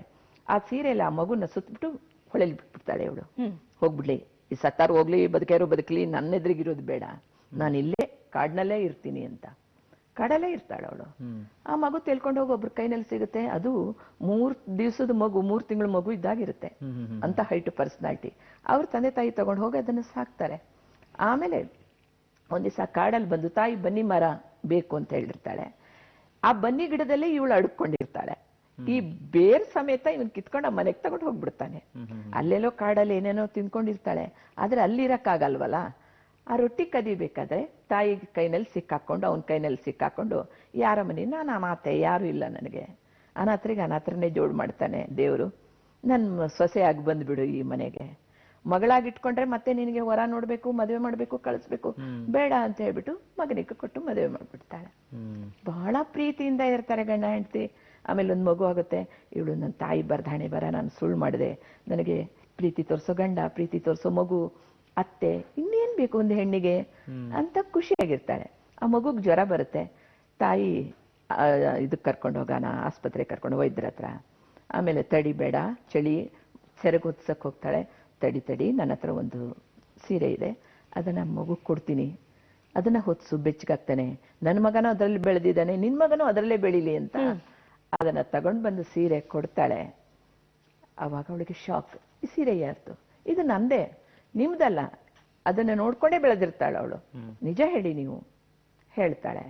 ಹೀಗೆ ಇದು ಒಂದು ಸುಳ್ಳು ಹೇಳಿದೀನಿ, ನನ್ನ ಮಗ ಅಲ್ಲ, ನನಗೆ ಸಾಕು ಮಗು, ಹಿಂಗ್ ನೀರಲ್ಲಿ ತೇಲ್ಕೊಂತ ಬಂತು ಈ ಬಡಿದ್ಕೊಂಡು, ಅದನ್ನ ಇದು ಮಾಡಿದೆ. ನೀನು ಅನಾಥೆ ಅಂತ ಹೇಳಿದೆ, ನನ್ನ ಮಗನೂ ಅನಾಥ, ಇದನ್ನ ನನ್ನ ಮಗನ ಮುಂದೆ ಯಾವತ್ತೂ ಹೇಳಿಲ್ಲ, ನೀನು ಹೇಳ್ಬೇಡ ಅಂತ ಹೇಳ್ತಾಳೆ. ಅವಳಿಗೆ ಅವಾಗ ಶಾಕ್. ಅರೆ, ಏನು ಬೇಕು ಅಂತ ಇತ್ತು ಹಣೆ ಬರದಲ್ಲಿ, ಅದೇ ಆಯ್ತಲ್ಲ. ಇದು ನನ್ನ ನಾಟಕದ ಒಂದು ಥೀಮು. ಅವರು ಬುದ್ಧಿಜೀವಿಗಳು, ಅವರೊಂಥರ ಯೋಚನೆ ಮಾಡ್ತಾರೆ. ಅವರು ಸುಸೈಡ್ ಮಾಡಿದ್ದಾರೆ. ಅವಳು ಲಾಸ್ಟು ಆ ಸೀರಿಯಲ್ ನೇಣು ಹಾಕೊಳ್ತಾಳೆ. ಅದನ್ನ ನೋಡ್ಬಿಟ್ಟು ಅವನು ಒಂದ್ ಕಡೆ ಅವನ್ ನೇಣು ಹಾಕತ್ತಾನೆ. ಆದ್ರೆ ನನ್ನ ವೈಯಕ್ತಿಕವಾಗಿ ನಾನು ಜಯಲಕ್ಷ್ಮಿಯಾಗಿ ಹೇಳ್ತೀನಿ, ಸುಸೈಡ್, ಆತ್ಮಹತ್ಯೆ, ಇದು ಯಾರೂ ಮಾಡ್ಕೊಳ್ಬಾರ್ದು, ಯಾವ ಕಾರಣಕ್ಕೆ ಮಾಡ್ಕೊಳ್ಬಾರ್ದು. ನಾನು ಸಮಾಜಕ್ಕಾಗ್ಲಿ ಮಕ್ಕಳಿಗಾಗ್ಲಿ ಎಲ್ಲರಿಗೂ ಹೇಳೋದಿದೆ, ಕೊಡ್ತಾನೆ ದೇವರು, ಕಷ್ಟ ಮೆಟ್ಟಿ ನಿಲ್ಲು, ಮುಂದುವರಿ. ಆದ್ರೆ ಆತ್ಮಹತ್ಯೆ ಅದು ಹೇಡಿಗಳ ಲಕ್ಷಣ. ಕರೆಕ್ಟ್. ನನಗದ ನಾಟಕದಲ್ಲೂ ಸೇರ್ಸಕ್ ನನಗೆ ಇಷ್ಟ ಇಲ್ಲ. ಅವಳು ಹುಚ್ಚು ಹಿಡಿದ್ ಬಿಡುತ್ತೆ. ಹುಚ್ಚು ಜೊತೆ ಯಾರು ಸಂಸಾರ ಮಾಡ್ತಾರೆ? ಮಾಡಲ್ಲ. ಇದು ನನ್ನ ಕಲ್ಪನೆ. ನಾನು ಜಯಲಕ್ಷ್ಮಿಯಾಗೂ ಹೇಳ್ತಾ ಇದ್ದೀನಿ, ನನಗೆ ಆತ್ಮಹತ್ಯೆ ವಿರೋಧಿ ನಾನು. ಅದು ಏನೇ ದೇವ್ರ ಕಷ್ಟ ಕೊಟ್ರು, ಕಷ್ಟ ಕೊಡ್ತಾನೆ, ಅದ್ರ ಹಿಂದೆ ಸುಖನೂ ಬರುತ್ತೆ ಬರುತ್ತೆ ಅನ್ನೋ ಕಲ್ಪನೆಯಲ್ಲೇ ಆ ಕಷ್ಟಗಳನ್ನ ದಾಟಬೇಕು ನಾವು. ಇದು ಆತ್ಮಹತ್ಯೆ ಇದಕ್ಕೆ ದಾರಿ ಅಲ್ಲ, ಅದು ಹೇಡಿಗಳ ಲಕ್ಷಣ. ನನಗೆ ಎಷ್ಟು ಆತ್ಮಹತ್ಯೆ ಮಾಡ್ಕೊಳ್ತೀನಿ ಅಷ್ಟು ಪ್ರಕರಣಗಳು ಬಂದಿದೆ. ಮಾಡ್ಕೊಳ್ಳಲ್ಲ ನಾನು, ಬಂಡಿ ಬದುಕಬೇಕು. ಅಲ್ಲ, ಎಷ್ಟೊಂದು ನಾಟಕಗಳನ್ನ ನಾವಿಲ್ಲಿ ನೋಡ್ತಾ ಇದ್ದೀವಿ ಅಲ್ವಾ, ಕಣ್ಣು ಮುಂದೆ ಹಾಗೆ ತೇಲಿ ಹೋಗ್ತಾ ಇದೆ. ನೀವು ಹೇಳ್ತಾ ಇರೋ ಕತೆಗಳು, ಅದರ ಪಾತ್ರಗಳು, ನಿಮ್ಮ ಜೀವನನ ನಾವು ನಿಜವಾಗ್ಲೂ ಟಿವಿನಲ್ಲಿ ನೋಡಿದ ಹಾಗಾಗ್ತಾ ಇದೆ. ಹಾಗಿದೆ ನಿಮ್ಮ ಮಾತು. ಖಂಡಿತ. ನಿಮ್ಮ ಇದು ನಾವು ಆಶಾವಾದ ಮಾಡಿದೆ, 70-80 ಪ್ರಶಸ್ತಿ ಪಡೆದೆ. ಬರೀ ಜಯಲಕ್ಷ್ಮಿ ಪಾಟೀಲ್ ಅಂತ ಬರ್ದ್ ಹಾಕಿದ್ರೆ ಹೌಸ್ಫುಲ್ ಕಲೆಕ್ಷನ್ ಆಗ್ತಿತ್ತು. ಏಜ್ ಹೋಗ್ತಾ ಹೋಗ್ತಾ ನಾನು ಹೀರೋಯಿನ್ನೇ ಮಾಡ್ಕೊಂಡಿರ್ತೀನಿ ಅನ್ನಕ್ಕಾಗಲ್ಲ. ಬಂದೆ ಬೆಂಗಳೂರಿಗೆ. ಬಂದಾಗ ನನ್ಗೆ ಯಾರು ಸಹಾಯ ಮಾಡೋರಿರ್ಲಿಲ್ಲ. ಎಲ್ಲೋ ಒಂದು ನಮ್ಮ ತಾರಾ ಅಂತ ನನ್ಗೆ ಹೇಳ್ತಿದ್ದಾರೆ, ಅವಳೊಂದು ಅನ್ನ ಆಶ್ರಯ ನನಗೆ ಕೊಟ್ಲು. ಆಮೇಲೆ ಫೋಟೋ ಹಿಡ್ಕೊಂಡು ಎಲ್ಲರ ಹತ್ರನೂ ಹೋಗೋದು. ನನ್ಗೊಂದು ಕಣ್ಣಂಚಲ್ಲಿ ನೀರು ಬರ್ತಾ ಇತ್ತು ನನಗೆ. ಅರೆ, ನಾನು ಅಷ್ಟೆಲ್ಲ ದೊಡ್ಡ ಪಾತ್ರಗಳನ್ನು ಮಾಡಿದವಳು, ನನ್ಗೊಂದು ಅವಕಾಶ ಕೊಡಿ ಅಂತ ಹೋಗ್ತೀನಲ್ಲ. ಮತ್ತೆ ಅವಾಗ ಹೌದು, ನಾನು ಸ್ವಲ್ಪ ರೆಕಗ್ನೈಸ್ ಆದ್ಮೇಲೆ ಆಮೇಲೆ ಯಾರಿಗೋತ್ರ ನಾನು ಫೋಟೋ ಹಿಡ್ಕೊಂಡು ಹೋಗೋ ಅವಶ್ಯಕತೆ ಇರಲ್ಲ ಅಂತ ಟೈಮ್ನಲ್ಲಿ ನಮ್ಮ DD1 ರಾಜೇಶ್ ಅವರು, ಕ್ರೇಜಿ ಕರ್ನಲ್ ರಾಜೇಶ್ ಅವರು, ಈಗ ಬಿಡಿ ಗುರುತಿಸ್ತಾರೆ, ಎಲ್ಲರೂ ಕರೀತಾರೆ. ನನಗೆ ಅವಕಾಶ ಇಲ್ಲದ ಒಂದು ಟೈಮ್ನಲ್ಲಿ ಇದೇ ದೂರದರ್ಶನದಲ್ಲಿ ನನಗೆ 2 ಸೀರಿಯಲ್, ಒಂದು ಅಂತರಾಳ, ಒಂದು ಒಲುಮೆ, 2 ಸೀರಿಯಲ್ಗೂ ನನ್ನ ಹಾಕೊಂಡ್ರು. ಇವತ್ತಿಗೂ ಅವರನ್ನ ನಾನು ತುಂಬಾ ಸ್ಮರಿಸ್ತೀನಿ. ಯಾಕಂದ್ರೆ ನನಗೆ ಅವಕಾಶ ಇಲ್ಲದಾಗ, ಜಯಲಕ್ಷ್ಮಿ ಪಾಟೀಲ್ ಕಿರುತೆರೆಗೆ ಯಾರು ಅಂತ ಗೊತ್ತಿಲ್ಲದಾಗ ನನಗೆ ಅವಕಾಶ ಕೊಟ್ಟ ಮಹನೀಯರವರು. ನಾನು ಕೇಳಿದೆ, ವರ್ಷ ನನ್ನ ಸಂಬಳನೂ ಹೆಚ್ಚು ಮಾಡಿದ್ರು ಅವರು. ಹೀಗಾಗಿ ಈ 2 ಸೀರಿಯಲ್ ಕೂಡ ನಾನು 1000 ಎಪಿಸೋಡ್ ಮಾಡಿದ್ದೀನಿ. ಅದು ನನಗೆ ತುಂಬಾ ತುಂಬಾ ಹೆಮ್ಮೆ ತರೋ ವಿಷಯ. ಆಮೇಲೆ ಬಂದಾಗ ಕೇಳ್ತಾ ಇದ್ದೆ, ನನಗೆ ಅವಕಾಶ ಕೊಡಿ ಅಂತ. ಎಂತ ಅವಕಾಶ ಕೊಟ್ರು ಅಂತೀರಾ? ಏನೋ ಪಕ್ಕದ ಮನೆ ಕೆಲ್ಸದವಳೋ ಅಥವಾ ಒಂದು ಡಾಕ್ಟ್ರೋ ಅಥವಾ ಒಂದು ಏನೋ ಒಂದು ಕಸ ಹೊಡಿಯೋಳೋ ಇಂಥದೇ ಕೊಟ್ರು. ಬೇಜಾರು ಅನ್ಸೋದು. ಆದ್ರೂ ಒಬ್ಬ ಡೈರೆಕ್ಟರ್ ಗೊತ್ತಾಗ್ತಾರಲ್ಲ, ಒಬ್ರು ಕ್ಯಾಮ್ರಾಮನ್ ಕಣ್ಣಿಗೆ ಕಾಣಿಸ್ತೀನಲ್ಲ, ಪ್ರೊಡ್ಯೂಸರ್ಗೆ ಗೊತ್ತಾಗುತ್ತಲ್ಲ ಅಂತ ಅದನ್ನ ಭಯ ಭಕ್ತಿಯಿಂದಾನೇ ಆ ಪಾತ್ರಗಳನ್ನ ಮಾಡಿದೆ ನಾನು. ನಿರ್ಲಕ್ಷ್ಯ ಮಾಡ್ಲಿಲ್ಲ ನಾನು. ಹಾಗೆ ಇದು ಮಾಡ್ಬೇಕಾದ್ರೆ ಒಂದು ಸುಕನ್ಯಾ ಅಂತ ಸೀರಿಯಲ್ ನಲ್ಲಿ ಡಾಕ್ಟರ್ ಪಾತ್ರ ಕೊಟ್ರು.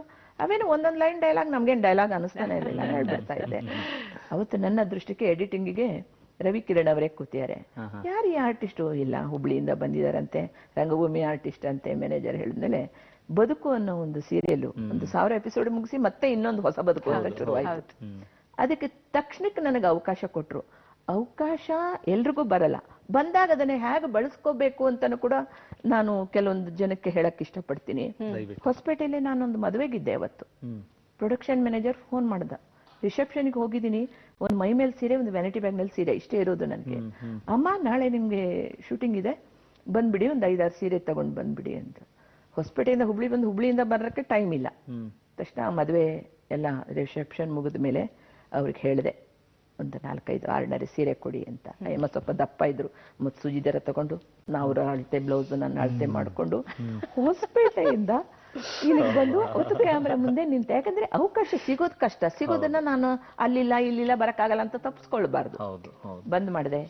ಆಮೇಲೆ ಯಾವ ಒಂದು ಗುಪ್ತಗಾಮಿನಿ ಇರ್ಬೋದು, ವಾತ್ಸಲ್ಯ ಇರ್ಬೋದು, ಆವಾಗ ಬರ್ತಾ ಇರೋ ಸೀರಿಯಲ್, ಕಾದಂಬರಿ, ಇದರಲ್ಲೆಲ್ಲ ನಾನೊಂದು ಜೂನಿಯರ್ಗಿನ ಸ್ವಲ್ಪ ಗ್ರೇಡ್ ಅಷ್ಟೇ. ಅಷ್ಟು ಕೊಟ್ಟು ನನ್ನ ನೋಡಿದ ಒಂದು ಇದರಲ್ಲಿ ಧಾರಾವಾಹಿಗಳಲ್ಲಿ ಮುಂದಿನ ಎಲ್ಲಾ ಸೀರಿಯಲ್ಗಳಲ್ಲೂ ನಾನು ಮೇಜರ್ ಕ್ಯಾರೆಕ್ಟರ್ ಮಾಡಿದೆ ಒಂದೇ ವರ್ಷದೊಳಗೆ. ಹಾಗೆ ಬಂದ ಅವಕಾಶಗಳನ್ನ ನಾವು ಉಪಯೋಗಿಸ್ಕೊಳ್ಬೇಕು, ಅದನ್ನ ಭಯ ಭಕ್ತಿಯಿಂದ ಮಾಡ್ಬೇಕು. ಅವಾಗ ಯಾರ ಕಣ್ಣಿಗೋ ನಾವು ಬೀಳ್ತೀವಿ. ಅಯ್ಯೋ ನಾನು ಹೀರೋಯಿನ್ ಆದ್ರೇನೆ ಬೇಕು, ನನಗೆ ಹೀರೋ ಆದ್ರೇನೆ ಬೇಕು ಅಂತ ಕೂತ್ಕೊಳ್ಳೋದಲ್ಲ. ನಮ್ಮಲ್ಲಿ ಟ್ಯಾಲೆಂಟ್ ಇತ್ತು ಅನ್ನೋದು ನನಗೆ ಗೊತ್ತು. ಅದು ಒಂದಲ್ಲ ಒಬ್ರು ಗುರ್ತಿಸ್ತಾರೆ ಅನ್ನೋದನ್ನು ನನಗೆ ಮನಸ್ಸಿನಲ್ಲಿತ್ತು. ನಿಜ.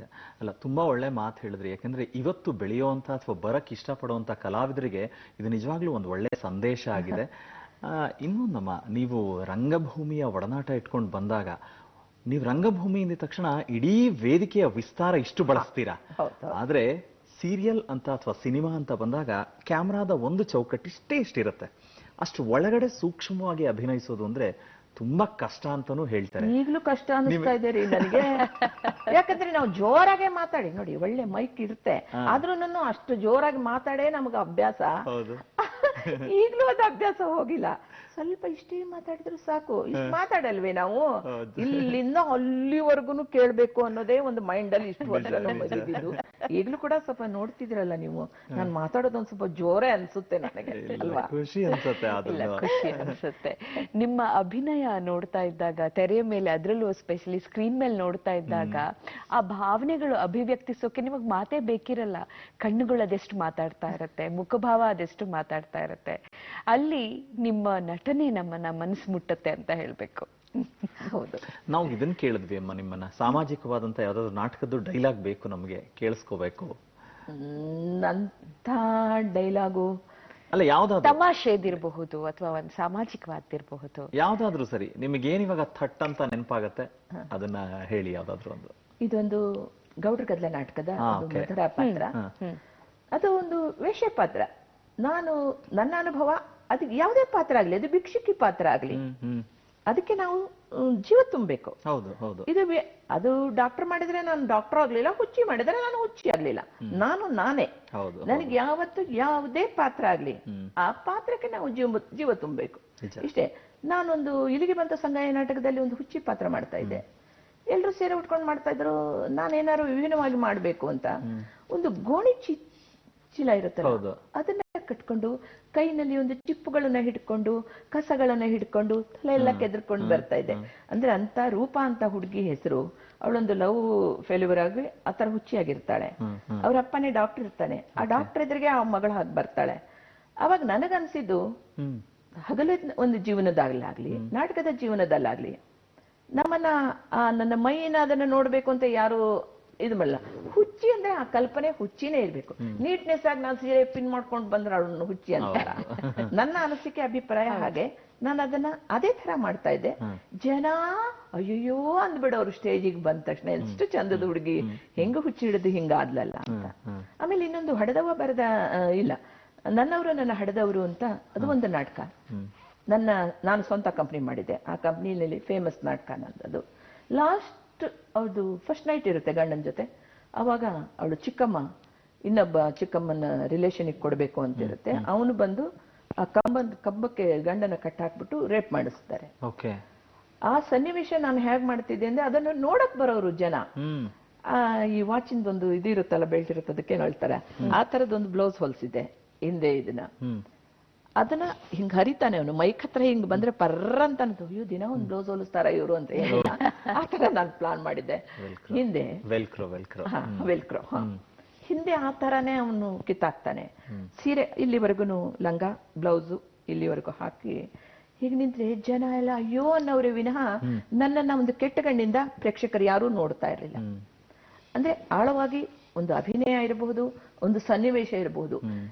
ಜನ ನನ್ನ ಸೀನ್ಗೆ ಯಾರು ಬೀಡಿ ಹಚ್ಚಿದ್ರೇನೆ ಓಹೋ ಇವ್ನ್ ಮೂಡ್ ಚೇಂಜ್ ಆಯ್ತಾ ಅನ್ಕೊಳ್ತಾ ಇದ್ದೆ ನಾನು ಮನಸ್ಸಲ್ಲಿ. ಎದಕ್ಕೂ ಎದ್ದು ಹೋಗ್ಬಾರ್ದವ್ರು, ನಾನು ಬಂದ್ರೆ ಕುತ್ಕೊಂಡೇ ಇರ್ಬೇಕು, ಆ ತರದ್ದು ಒಂದು ಮನೋಭಾವನೆ ನಂದು. ಹಾಗೆ ಒಂದು ಗೌಡ್ರ ಗದ್ದಲ ನಾಟಕ, ಅದು ವೇಶ್ಯ ಪಾತ್ರ. ಅದನ್ನ ನಾನು ಬಳ್ಳಾರಿ ಸೈಡ್ ಎಲ್ಲ ಗೌಡ್ರ ಗದ್ದಲ, ಜಯಲಕ್ಷ್ಮಿ ಮಧುರ ಅಂತಂದ್ರೆ ಇದು ಅಂತ ಆ ಪಾತ್ರ ಅದು ಇದೆ. ಅವಳು ಮೈದ್ನನ್ ಮೇಲೆ ಮನ್ಸು ಮಾಡಿರ್ತಾಳೆ. ಯಾಕಂದ್ರೆ ಅವರೆಲ್ಲ ನೋಡುದು ಹಣ. ಅದು ನಾನಿಷ್ಟು ಬೇಡವೆಂದ್ರು ಕಡಿವಾಣವಿಲ್ಲದ ಕುದುರೆಯಂತೆ ಓಡುತ್ತಿದ್ದೇನೆ ನಮ್ಮನ ವೀರಭದ್ರಗೌಡನ ಮಿಲನಕ್ಕಾಗಿ. ಛೇ, ಇದು ತಪ್ಪಲ್ಲವೇ? ಅವನು ನನಗೆ ಮೈದನ, ಅವನ ಮೇಲೆ ಮನಸ್ಸು ಮಾಡುವುದು ಪಾಪವಲ್ಲವೇ? ಯಾವುದು ಪಾಪ?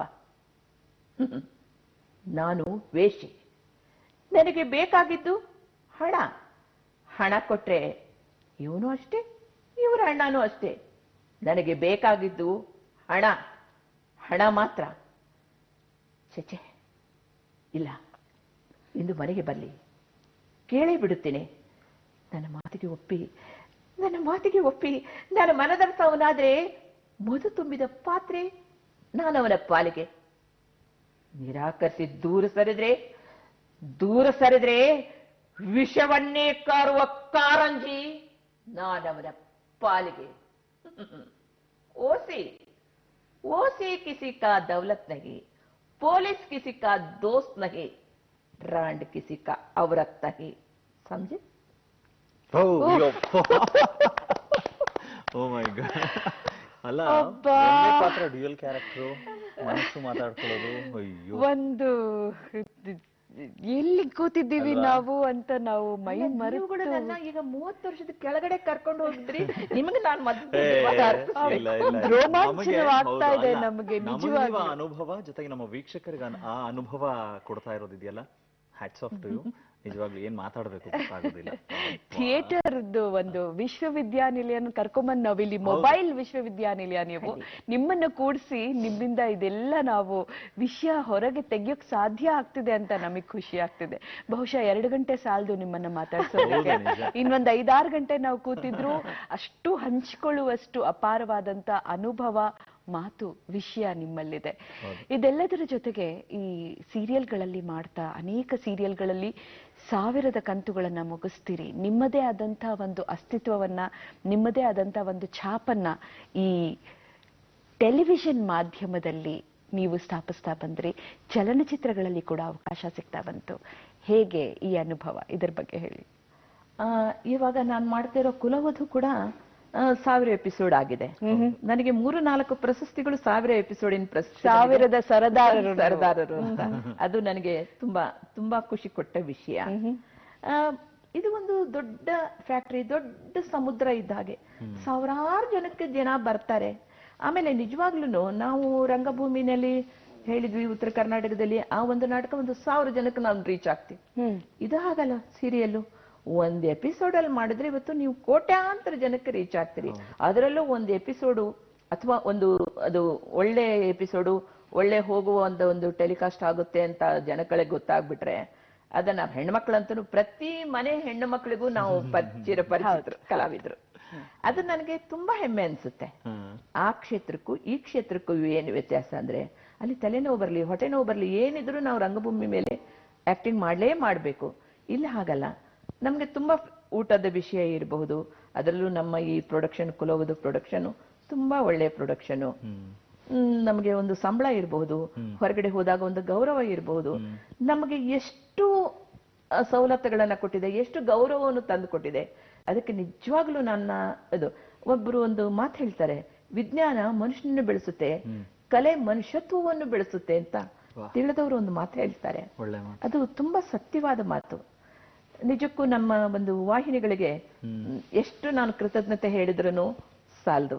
ಯಾಕಂದ್ರೆ ಎಲ್ರು ಇವತ್ತಿನ ಒಂದು ಟ್ರೆಂಡ್ ಏನ್ ಇಷ್ಟಪಡ್ತಾರೆ ಅಂದ್ರೆ ನಾನ್ ಸೆಲೆಬ್ರಿಟಿ ಅನ್ಸ್ಕೊಳ್ಬೇಕು, ಈ ಹುಚ್ಚು ಇದು ಇರುತ್ತೆ. ಸಾಧನೆ ಮಾಡ್ಬೇಕು ಅವ್ರು. ಅದರಲ್ಲಿ ನಾನು ಅವ್ರಿಗೆಲ್ಲ ಏನ್ ಹೇಳೋದು ಅಂದ್ರೆ ಫಸ್ಟ್ ಒಂದ್ ಸ್ವಲ್ಪ ರಂಗಭೂಮಿಯ ಅನುಭವ ಪಡೀರಿ ನೀವು. ಆಕಾರ ಹಕಾರ ಸಹಕಾರ ಇದು ಗೊತ್ತಾಗುತ್ತೆ. ಪಾತ್ರ ಹೇಗ್ ಮಾಡ್ಬೇಕು. ನಮ್ಮ ಸೀರಿಯಲ್ಗಳಲ್ಲಿ ನಾವು ಮಾಡ್ತೀವಿ, ಅದರಲ್ಲಿ ಕಲಿಸೋದು ಸುಳ್ಳು ಯಾವುದೇ ಸೀರಿಯಲ್. ಯಾಕಂದ್ರೆ ಅವರಿಗೆ ಟೆನ್ಷನ್ ಇರುತ್ತೆ, ದಿನಕ್ಕೆ ಇಷ್ಟು ಎಪಿಸೋಡ್ ನಾವು ಕೊಡ್ಲೇಬೇಕು ಅಂತ ಡೈರೆಕ್ಟರ್ಗಳಿಗೆ. ಅಲ್ಲಿ ಅಭಿನಯ ಯಾರು ಹೇಳ್ಕೊಡಲ್ಲ ಇವತ್ತಿನ ಒಂದು ಇದರಲ್ಲಿ. ಮೊದ್ಲೇನೋ ಸ್ವಲ್ಪ ಜನ ಇರಬಹುದು, ಆದ್ರೆ ಈಗ ಹೇಳ್ಕೊಡಲ್ಲ. ಇವತ್ತಿನ ಹುಡುಗರು ಹುಷಾರಿರ್ತಾರೆ. ಆದ್ರೂ ಕೂಡ ನಾನು ಹೇಳೋದು ಸ್ವಲ್ಪ ರಂಗಭೂಮಿಗೆ ಬಂದ್ರೆ ನೀವು ಆ ಸ್ಕ್ರಿಪ್ಟ್ ಕೊಟ್ಟರೆ ಸಾಕು, ನಾನು ಇದೇ ತರ ಡೈಲಾಗ್ ಹೇಳ್ಬೇಕು, ಇದೇ ತರ ನಾನು ಆಕ್ಟಿಂಗ್ ಮಾಡ್ಬೇಕು ಅನ್ನೋದು ನಿಮ್ಗೆ ಗೊತ್ತಾಗುತ್ತೆ. ದಯವಿಟ್ಟು ರಂಗಭೂಮಿಗೆ ಬನ್ನಿ, ಪಾತ್ರಗಳನ್ನ ಮಾಡಿ, ಸ್ವಲ್ಪ ದಿವಸನಾದ್ರೂ ಮಾಡಿ ಪಾತ್ರನ ಅಂತ ನಾನು ಯುವತಿಯರು ಯಾರು ಹೊಸದಾಗಿ ನಾವು ಆಕ್ಟಿಂಗ್ ಹುಚ್ಚಿದೆ, ನಾವು ಎಕ್ದಮ್ ಸೀರಿಯಲ್ ಮಾಡ್ಬೇಕು, ಎಕ್ದಮ್ ಸಿನಿಮಾ ಮಾಡ್ಬೇಕು, ಈ ಕನಸು ಕಟ್ಟೋದಕ್ಕಿಂತ ಅಲ್ಪ ಸ್ವಲ್ಪ ನೋಡಿ. ಅಣ್ಣವರು ರಾಜ್ಕುಮಾರ್ ಕೂಡ ಆ ರಂಗಭೂಮಿಯಿಂದ ಬಂದವರು. ಆಗಿನ ಕಾಲದ ಎಲ್ಲ ಕಲಾವಿದರು 3/4 ರಂಗಭೂಮಿಯಿಂದ ಬಂದವರು. ಇವತ್ತು ಯಶ್ ಆಗಿರ್ಬೋದು, ಇವರು ಕೂಡ ರಂಗಭೂಮಿಯಿಂದ ಬಂದವರು. ಬನ್ನಿ, ಫಸ್ಟ್ ರಂಗಭೂಮಿಗೆ ಬನ್ನಿ ಅಂತ ನಾನು ಹೇಳೋದಿಲ್ಲ. ಇಲ್ಲ, ಆದ್ರೆ ಒಂದು ನಿಮ್ಮಂಥವ್ರ ಜೊತೆ ಅಭಿನಯ ಮಾಡಿದ್ರೆ ಸೀರಿಯಲ್ ಫಿಲಂ ಇರ್ಬೋದು, ಅವ್ರಿಗೆ ಒಂದು ಒಳ್ಳೆ ಪಾಠ ಆಗುತ್ತೆ. ಯಾಕಂದ್ರೆ ನೀವು ಜೊತೆನಲ್ಲಿದ್ದಾಗ ತುಂಬಾ ಪ್ರೀತಿಯಿಂದ ಹೇಳ್ಕೊಡೋದು ಅದೆಲ್ಲ ಇದ್ದೇ ಇರುತ್ತಲ್ವಾ. ಕೇಳೋ ಅಂತ ಸೌಜನ್ಯ ಅವ್ರಿಗಿದ್ದಾಗ ಹೇಳ್ಕೊಡ್ತೀರಲ್ಲ. ತುಂಬಾ ಜನ ಯುವತಿಯರು ನಾಟಕ ಅಂದ್ರೆ ಹೀಗಂತ ತಿಳ್ಕೊಳ್ತಾರೆ, ಸಿನಿಮಾ ಅಂದ್ರೆ ಇಟ್ಸ್ ಎ ಗ್ಲಾಮರ್ ವರ್ಲ್ಡ್, ಬೇಗ ರೀಚ್ ಆಗ್ತೀವಿ ನೀವು ಹೇಳ್ದಾಗೆ ಅಂತ. ನಾ ಇದ್ರ ಮಧ್ಯದಲ್ಲಿ ಇನ್ನೊಂದು ಪ್ರಶ್ನೆ ನಿಮ್ಮನ್ನ ಮುಖ್ಯವಾಗಿ ಕೇಳಬೇಕು. ನೀವು ಅಷ್ಟು ನಾಟಕಗಳನ್ನ ಮಾಡ್ಕೊಂಡು ಬಂದ್ರು, ಸಿನಿಮಾ ಅಥವಾ ಧಾರಾವಾಹಿ ಎಂದ ತಕ್ಷಣ ಜನಕ್ಕೆ ರೀಚ್ ಆಗೋದು. ಆದ್ರೆ ಎಲ್ಲೇ ಆದ್ರೂ ಕೂಡ ನೆಗೆಟಿವ್ ಕ್ಯಾರೆಕ್ಟರ್ ಮಾಡಿದಾಗ ಜನ ಛೀ ಥೂ ಅಂತ ಉಗಿದ್ರೂ ಕೂಡ ಕಡೆವರೆಗೂ ಉಳಿಯೋ ಪಾತ್ರ ನೆಗೆಟಿವ್ ಅಂತ. ಈಗ ಪ್ರಸ್ತುತ ನೀವು ಮಾಡ್ತಾ ಇರುವಂತ ಕ್ಯಾರೆಕ್ಟರ್ ನೆಗೆಟಿವ್ ಆಗೇ ಇದೆ. ಸೊ ಜನ ಬೈದಿದ್ದುಂಟಾ ನಿಮ್ಮನ್ನ? ಖಂಡಿತ ಬೈತಾರೆ. ಏನ್ರಿ ಅಲ್ಲ, ಎಷ್ಟು ಒಂದೊಂದ್ಸತಿ ಬೇಜಾರು ಆಗುತ್ತೆ ಅಂದ್ರೆ ಬರ್ತಾರೆ ಅವರೆಲ್ಲ, ಅಯ್ಯೋ ಡೈರೆಕ್ಟ್ ಹೇಳ್ತಾರೆ ನೀವು ಆತರ ಮಾಡ್ತೀರಾ ಬಿಡಿ, ನೀವೇನ್ ಕೆಟ್ಟವರಲ್ಲ, ಸದ್ಯ ಅಟ್ಟಾರು ತಿಳ್ಕೊಂಡಿದ್ದೀರಲ್ಲ ಸಾಕು ಅಂತ ಹೇಳ್ತಾ ಇರ್ತೀನಿ ನಾನು. ಆದ್ರೂ ಕೂಡ ವಿಲನ್ ಪಾತ್ರದಲ್ಲೂ ಕೂಡ ನಮ್ಮ ಆಕ್ಟಿಂಗ್ ಇನ್ನೂ ಚೆನ್ನಾಗಿ ತೋರಿಸಬಹುದು. ಸುಮ್ನೆ ಒಂದು ಸಾದಾ ಸೀದಾ ಪಾತ್ರದ ಸುಮ್ನೆ ಕಣ್ಣೀರ್ ಹಾಕೊಂಡು ಸುಮ್ನೆ ಹಿಂಗ್ ಜೋರ್ ಮುಖ ಹಾಕೊಂಡು ಆಕ್ಟಿಂಗ್ ಮಾಡ್ಬೇಕಾಗುತ್ತೆ. ನನ್ಗೆ ಆ ತರದ ಪಾತ್ರಗಳೇನೆ ಇಷ್ಟ, ಆಲ್ರೌಂಡ್ ಆಗಿರೋ ಮಾಡುವಂತ ಪಾತ್ರಗಳೇ ನನಗಿಷ್ಟ. ಅಮ್ಮ, ಮತ್ತೊಂದು ಪ್ರಶ್ನೆ ಪರ್ಸನಲ್ ಆಗಿರಬಹುದು. ಯಾಕಂದ್ರೆ ಹೆಣ್ಣು ಮಕ್ಕಳು ಕಲೆಯ ಮಾಧ್ಯಮಕ್ಕೆ ಅಂತ ಹೋದಾಗ, ಅದರಲ್ಲೂ ವಿಶೇಷವಾಗಿ ನಾಟಕ, ಚಲನಚಿತ್ರ, ಮತ್ಯಾವುದೋ ಒಂದು ಫೀಲ್ಡು, ಕಾಂಪ್ರಮೈಸ್ ಅಂತ ಆಗ್ದಲೇ ಅವ್ರಿಗೆಲ್ಲೂ ಬೆಳೆಯೋದಕ್ಕೆ ಸಾಧ್ಯ ಇಲ್ಲ ಅಂತ ಪೋಷಕರು ತುಂಬಾ ಬಾರಿ ಹೆದರ್ಕೋತಾರೆ. ತುಂಬಾ ಮೇಲ್ ಬರ್ಬೇಕು ಅಂದ್ರೆ ಎಲ್ಲೋ ಒಂದ್ ಕಡೆ ಆ ಹೆಣ್ಮಗುಗೆ ಏನಾದ್ರು ತೊಂದರೆ ಆಗ್ಬೋದಾ, ಈ ಫೀಲ್ಡ್ ಕಳಿಸ್ಬೋದಾ ಬೇಡವಾ ನಮ್ಮ ಹೆಣ್ಮಕ್ಳನ್ನ ಅನ್ನುವಂತ ಒಂದು ಕಾಳಜಿ ಅನೇಕ ತಂದೆ ತಾಯಿರಲ್ಲಿ ಇರುತ್ತೆ. ನಿಮ್ಮಂತಹ ಸಾಧಕರು ಇಲ್ಲಿ ಸುಮಾರು 6 ದಶಕಗಳನ್ನ ಕಳೆದಿದ್ದೀರಿ ನೀವಿಲ್ಲಿ, ಇದು ನಿಮ್ಮ ಬದುಕೇ ಆಗ್ಬಿಟ್ಟಿದೆ ಅಂತ ಹೇಳ್ಬೋದು. ನೀವೇನ್ ಹೇಳ್ತೀರಿ ಇದರ ಬಗ್ಗೆ? ಇಲ್ಲಮ್ಮ, ಒಂದ್ ಕಾಲಕ್ಕಿತ್ತು ಶೋಷಣೆ ಅನ್ನೋದು ಇತ್ತು, ಅದನ್ನ ನಾನು ಒಪ್ತೀನಿ. ಆದ್ರೆ ಈಗ ಪರ್ಸೆಂಟೇಜ್ ತುಂಬಾ ಕಡಿಮೆ ಆಗಿದೆ. ಮೇನ್ ಅವ್ರ ಹತ್ರ ಟ್ಯಾಲೆಂಟ್ ಇರ್ಬೇಕು, ಅವ್ರ ಹತ್ರ ಅಭಿನಯ ಕಲೆ ಅನ್ನೋದು ಇರ್ಬೇಕು. ಏನೂ ಇಲ್ಲ ನಾನು ಆಗ್ತೀನಿ, ನಾನು ಹೀರೋಯಿನ್ ಆಗ್ತೀನಿ ಅಂತಂದ್ರೆ ಅವಾಗ ಏನೋ ಒಳದಾರಿಗಳು ಹೋಗ್ತವೆ, ಅದು ಹೌದು. ಆದ್ರೆ ಆ ಹುಡುಗಿ ಹತ್ರ ಟ್ಯಾಲೆಂಟ್ ಇತ್ತು, ಅವಳು ಮಾಡೋ ಕೆಪಾಸಿಟಿ ಇತ್ತು ಅಂತಂದ್ರೆ ಖಂಡಿತ ಅಂತ ಯಾರಿಗೂ ಬಗ್ಗೋ ಅವಶ್ಯಕತೆ ಇಲ್ಲ. ಯಾಕಿರುತ್ತೆ ಹೇಳಿ? ಇದರೆಲ್ಲ ಇನ್ನೊಬ್ರು ಕರೀತಾರೆ, ಅವರೆಲ್ಲ ಇನ್ನೊಬ್ರು ಕರೀತಾರೆ. ಇವತ್ತು ಚಾನೆಲ್ಗಳೇ ಯುವ ಪ್ರತಿಭಾವಂತರನ್ನ ಎಷ್ಟು ಚೆನ್ನಾಗಿ ಮೇಲೆ ಎತ್ತಿ ಹಿಡಿತಾ ಇದ್ದಾರೆ, ಒಳ್ಳೊಳ್ಳೆ ಅವಕಾಶಗಳನ್ನ ಕೊಡ್ತಾರೆ. ಇಮ್ಮತ್ರ ಟ್ಯಾಲೆಂಟ್ ಇದೆ ಅಂದ್ರೆ ಒಂದ್ ಕಡೆ ಇಟ್ಟಿರ್ತಾರೆ, ಇನ್ನೊಂದು ಹೊಸ ಸೀರಿಯಲ್ ಆದ ತಕ್ಷಣ ಈ ಹುಡುಗಿನ ತಗೊಳ್ಳಿ, ಈ ಹುಡುಗನ ತಗೊಳ್ಳಿ ಅಂತ ಅವ್ರು ಹೇಳ್ತಾರೆ. ಅಂತ ಒಂದು ಪ್ರೋತ್ಸಾಹ ಯುವ ಜನತೆಗೆ ಇದೆ. ಅದನ್ನ ಅವರು ಸರಿಯಾದ ರೀತಿಯಲ್ಲಿ ಬಳಸ್ಕೊಂಡು ಹೋಗ್ಬೇಕು. ಯಾವ ಕ್ಷೇತ್ರದಲ್ಲಿಲ್ಲ ಹೆಣ್ಣಿಗೆ ಶೋಷಣೆ? ನಿಜ. ಆದ್ರೆ ಅವಳು ಗಟ್ಟಿತನ ಅವಳ ಹತ್ರ ಇರುತ್ತೆ. ಅದು ಹೌದು. ಅವಳು ಅದನ್ನ ಧೈರ್ಯವಾಗಿ ಎದುರಿಸಿದ್ರೆ ಎಲ್ಲೂ ಯಾರು ಏನು ಮಾಡಕ್ಕಾಗಲ್ಲ. ನಿಮ್ಮಂಥವ್ರೆ ಅದಕ್ಕೆ ಅತ್ಯುತ್ತಮ ಉದಾಹರಣೆ ಅಂತ ಕೂಡ ಹೇಳ್ಬೋದು. ನಿಮ್ಮದೇ ಆದಂತಹ ಒಂದು ದಾರಿ ಕಂಡುಕೊಂಡ್ರಿ, ನಿಮ್ಮದೇ ಆದಂತಹ ಒಂದು ಸಾಲುಗಳನ್ನ ನೀವೇ ನಾಟಕಗಳನ್ನ ಬರೆಯೋ ತನಕ ಎಷ್ಟು ಬೆಳೆದಿದ್ದೀರಿ ನೀವೀಗ. ಹೌದು, ಯಾಕಂದ್ರೆ ಮನುಷ್ಯ ಪ್ರಯತ್ನ ಮಾಡ್ತಾ ಇರ್ಬೇಕು. ಇವತ್ತು ನಮ್ಮ ಫೀಲ್ಡ್ ಅಲ್ಲಿ ನಾನು ನೋಡ್ತೀನಿ, ಇಂಜಿನಿಯರ್ ಹುಡುಗಿಯರು 40-60 ಸಾವಿರ ರೂಪಾಯಿ ಸಂಬಳ ಬಿಟ್ಟು ಕಲೆ ಮೇಲಿನ ಒಂದು ಅಭಿಮಾನ, ನಾನು ಕಲಾವಿದೆ ಅನಿಸ್ಕೊಳ್ಬೇಕು ಅಂತ ಎಷ್ಟೋ ಜನ ಹುಡುಗಿಯರು ಬಂದಾರೆ. ನನ್ಗೇನು ಹುಚ್ಚ, ನಮ್ಗಂತೂ ಗತಿ ಇರ್ಲಿಲ್ಲ ಬಂದ್ವಿ ಅಂತ ಹೇಳ್ತೀನಿ. ಆದ್ರೆ ಅವರಲ್ಲಿರೋ ಒಂದು ಕಲೆ ಆಸಕ್ತಿ ನೋಡಿದ್ರೆ ನಿಜಕ್ಕೂ ಹೆಮ್ಮೆ ಅನ್ಸುತ್ತೆ. ಅಂತ ಒಂದು ಕಲಾವಿದೆಯರು ತುಂಬಾ ಜನ ನಮ್ಮ ಈ ಸೀರಿಯಲ್ ಫೀಲ್ಡ್ ಅಲ್ಲಿ ಇದ್ದಾರೆ. ಎಲ್ಲ ಎಜುಕೇಟೆಡ್ ಹುಡುಗಿಯರು, ಒಳ್ಳೆ ಮನತನದ ಹುಡುಗಿಯರು. ಆಮೇಲೆ ಇವತ್ತಿನ ಕಾಲದಲ್ಲಿ ನಮ್ಮ ಹಾಗಲ್ಲ, ಅವರೇ ಸ್ವತಃ ಡ್ರೈವಿಂಗ್ ಕಲ್ತಿರ್ತಾರೆ, ಅವರೇ ಬರ್ತಾರೆ ಹೋಗ್ತಾರೆ, ಮ್ಯಾನೇಜ್ ಮಾಡೋದು ಎಲ್ಲ ಅವರಿಗೆ ಚೆನ್ನಾಗಿ ಕ್ರಮಬದ್ಧವಾಗಿ ಗೊತ್ತಿರುತ್ತೆ. ಆಕ್ಟಿಂಗ್ ಕೂಡ ಕೆಪಾಸಿಟಿನೂ ಅಷ್ಟೇ ಚೆನ್ನಾಗೂ ಇರುತ್ತೆ, ಮಾಡ್ತಾರೆ. ಅಂತ ಹುಡುಗಿಯರು ಗೆಲ್ತಾರೆ. ಏನು ಇಲ್ದವ್ರು ಅದೇ ಮರದಲ್ಲಿ ಒಳ್ಳೆ ಕಾಳುಗಳು ಉಳಿಯುತ್ತೆ, ಜೋಳ ಹೋಗುತ್ತೆ ಅಂತಾರಲ್ಲ, ಆ ತರ ಈ ಫೀಲ್ಡ್ ಅಲ್ಲೂ ಅಷ್ಟೇ. ಅಮ್ಮ, ಇನ್ನೊಂಚೂರು ಮತ್ತೆ ರಿವೈಂಡ್ ಮಾಡ್ತೀನಿ, ರಂಗಭೂಮಿ ಕಡೆಗೆ ಹೋಗೋಣ. ಅಂದ್ರೆ ಎಂಥ ದೊಡ್ಡ ದೊಡ್ಡ ಸಂಸ್ಥೆಗಳ ಜೊತೆ ಕೆಲಸ ಮಾಡಿದ್ರೆ ನಾವು, ನಮಗೆ ಬೆಂಗಳೂರಿನ ಭಾಗದಲ್ಲಿ ಅಥವಾ ದಕ್ಷಿಣ ಭಾಗದಲ್ಲಿ ರಂಗಭೂಮಿ ಎಂದ ತಕ್ಷಣ ಥಟ್ ಅಂತ ನೆನಪಾಗೋ ಹೆಸರುಗಳಲ್ಲಿ ಮೊದಲನೇದು ಗುಬ್ಬಿ ವೀರಣ್ಣ. ಅಂದ್ರೆ ಗುಬ್ಬಿ ವೀರಣ್ಣ ಇರ್ಬೋದು, ಚಿಂದೋಡಿ ಲೀಲಾ ಅವ್ರು ಇರ್ಬೋದು, ಅಥವಾ ಗುಡಿಗೇರಿ ಬಸವರಾಜ್ ಅಂದ್ರೆ ಆ ಕಂಪನಿ ಇರ್ಬೋದು. ಅಂತ ದೊಡ್ಡ ದೊಡ್ಡವರ ಜೊತೆಗೆ ಕೆಲಸ ಮಾಡಿದಾಗ ಅಂದ್ರೆ ಒಂದು ಕಂಪನಿಗೂ ಇನ್ನೊಂದು ಕಂಪನಿಗೂ ಬಹಳ ವ್ಯತ್ಯಾಸ ಇರುತ್ತೆ. ಅದರ ಜೊತೆಗೆ ಇನ್ನೆಲ್ಲೋ ಹೋಗ್ತೀರಾ, ಮಂಗಳೂರಿನ ಕಡೆಗೆ ಹೋಗ್ತೀರಾ. ಅಂದ್ರೆ ಈ ತರ ಬೇರೆ ಬೇರೆ ಬೇರೆ ಕಡೆಗೆ ಹೋದಾಗ ನಿಮ್ಮನ್ನ ನೀವು ಹೊಂದಿಸ್ಕೊಳ್ಳೋದಿರ್ಬೋದು, ಅಥವಾ ಯಾರನ್ನ ನೀವು ನೋಡಿದಾಗ ಇಲ್ಲ ನಾನು ಇವ್ರ ತರ ಏನಾದ್ರು ಕಲಿಬೇಕು, ನಾನು ಈ ತರ ಆಗ್ಬೇಕು ಅನ್ನುವಂಥ ಪ್ರೇರಣೆಗಳು ಯಾವ ಕಂಪನಿಗಳಲ್ಲಿ, ಯಾವ ವ್ಯಕ್ತಿಗಳಿಂದ ನಿಮಗೆ ಜಾಸ್ತಿ ಸಿಕ್ಕಿದೆ? ನನಗೆ ಫಸ್ಟ್ ಸುಳ್ಳು ದೇಸಾರ ಕಂಪ್ನಿ, ಅವರೇನು ಬಡವರಲ್ಲ, ಬಾದಾಮಿ ಹತ್ರ ಸುಳ್ಳ ಅಂತ, ಆ ಊರಿನ ದೊಡ್ಡ ಶ್ರೀಮಂತ ದಣಿಯವರು. ಡ್ರಾಮಾ ಕಂಪ್ನಿಲಿ ಅವರು ಆನೆ ಸಾಕಿದ್ರು, ಕುದುರೆ ಸಾಕಿದ್ರು. ಹೌದಾ? ಆ ಕಂಪ್ನಿಲಿ ನಾನು ಪ್ರಥಮವಾಗಿ ಕಾಲಿಟ್ಟಾಗ ಕಿತ್ತೂರು ಚೆನ್ನಮ್ಮ ನಾಟಕ ಅವ್ರು ಆಡ್ತಾ ಇದ್ದಿದ್ದು. ಚೆನ್ನಮ್ಮನ ಮೇಲೆ ಬಹಳ ಅಭಿಮಾನ. ಅಲ್ಲಿ ದುತ್ರಿಗಿ ಅವರು ಬಂದ್ರು, ಸಿಂಧೂರು ಲಕ್ಷ್ಮಣ ಅಂತ, ವೀರು ಸಿಂಧೂರು ಲಕ್ಷ್ಮಣ. ಆ ನಾಟಕದಲ್ಲಿ ನಂದೊಂದು ಮೇರಿ ಪಾತ್ರ, ಕ್ರಿಶ್ಚಿಯನ್ಸ್ ಹುಡುಗಿ ಪಾತ್ರ. ಆಗ ನಾನು ಹೇಳ್ತಾ ಇರೋದು 77 ನಲ್ಲಿ. ಅಷ್ಟು ಒಳ್ಳೆ ಡ್ರೆಸ್ಗಳನ್ನ ಹೊಲಿಸಿದ್ರು. ನಾನು ಸ್ಟೇಜ್ ಮೇಲೆ ಬಂದ್ರೆ ಜನ ಕ್ಲಾಪ್ಸ್ ಹೊಡೆಯೋರು ಧಾರವಾಡದ ಕ್ಯಾಂಪ್ನಲ್ಲಿ. ಆಗ ದುತ್ರಿಗಿ ಸರೋಜಮ್ಮ ನಮಗೆ ಡ್ಯಾನ್ಸ್ ಆಗ್ಲಿ ಮಾತಾಗ್ಲಿ ಹೈ ಪಿಚ್ ಅಲ್ಲೇ ಮಾತಾಡ್ಬೇಕು. ಆಮೇಲೆ ಈ ಸಂಗೀತಕ್ಕೆ ಹಾಗೆ ಒಂದು ಸ್ತರಗಳಂತ ಇರುತ್ತೋ ಹಾಗೆ ನಾವು ಡೈಲಾಗ್ ಹೇಳ್ಬೇಕಾದ್ರೂ ಒಂದು ಸ್ತರ ಇರುತ್ತೆ.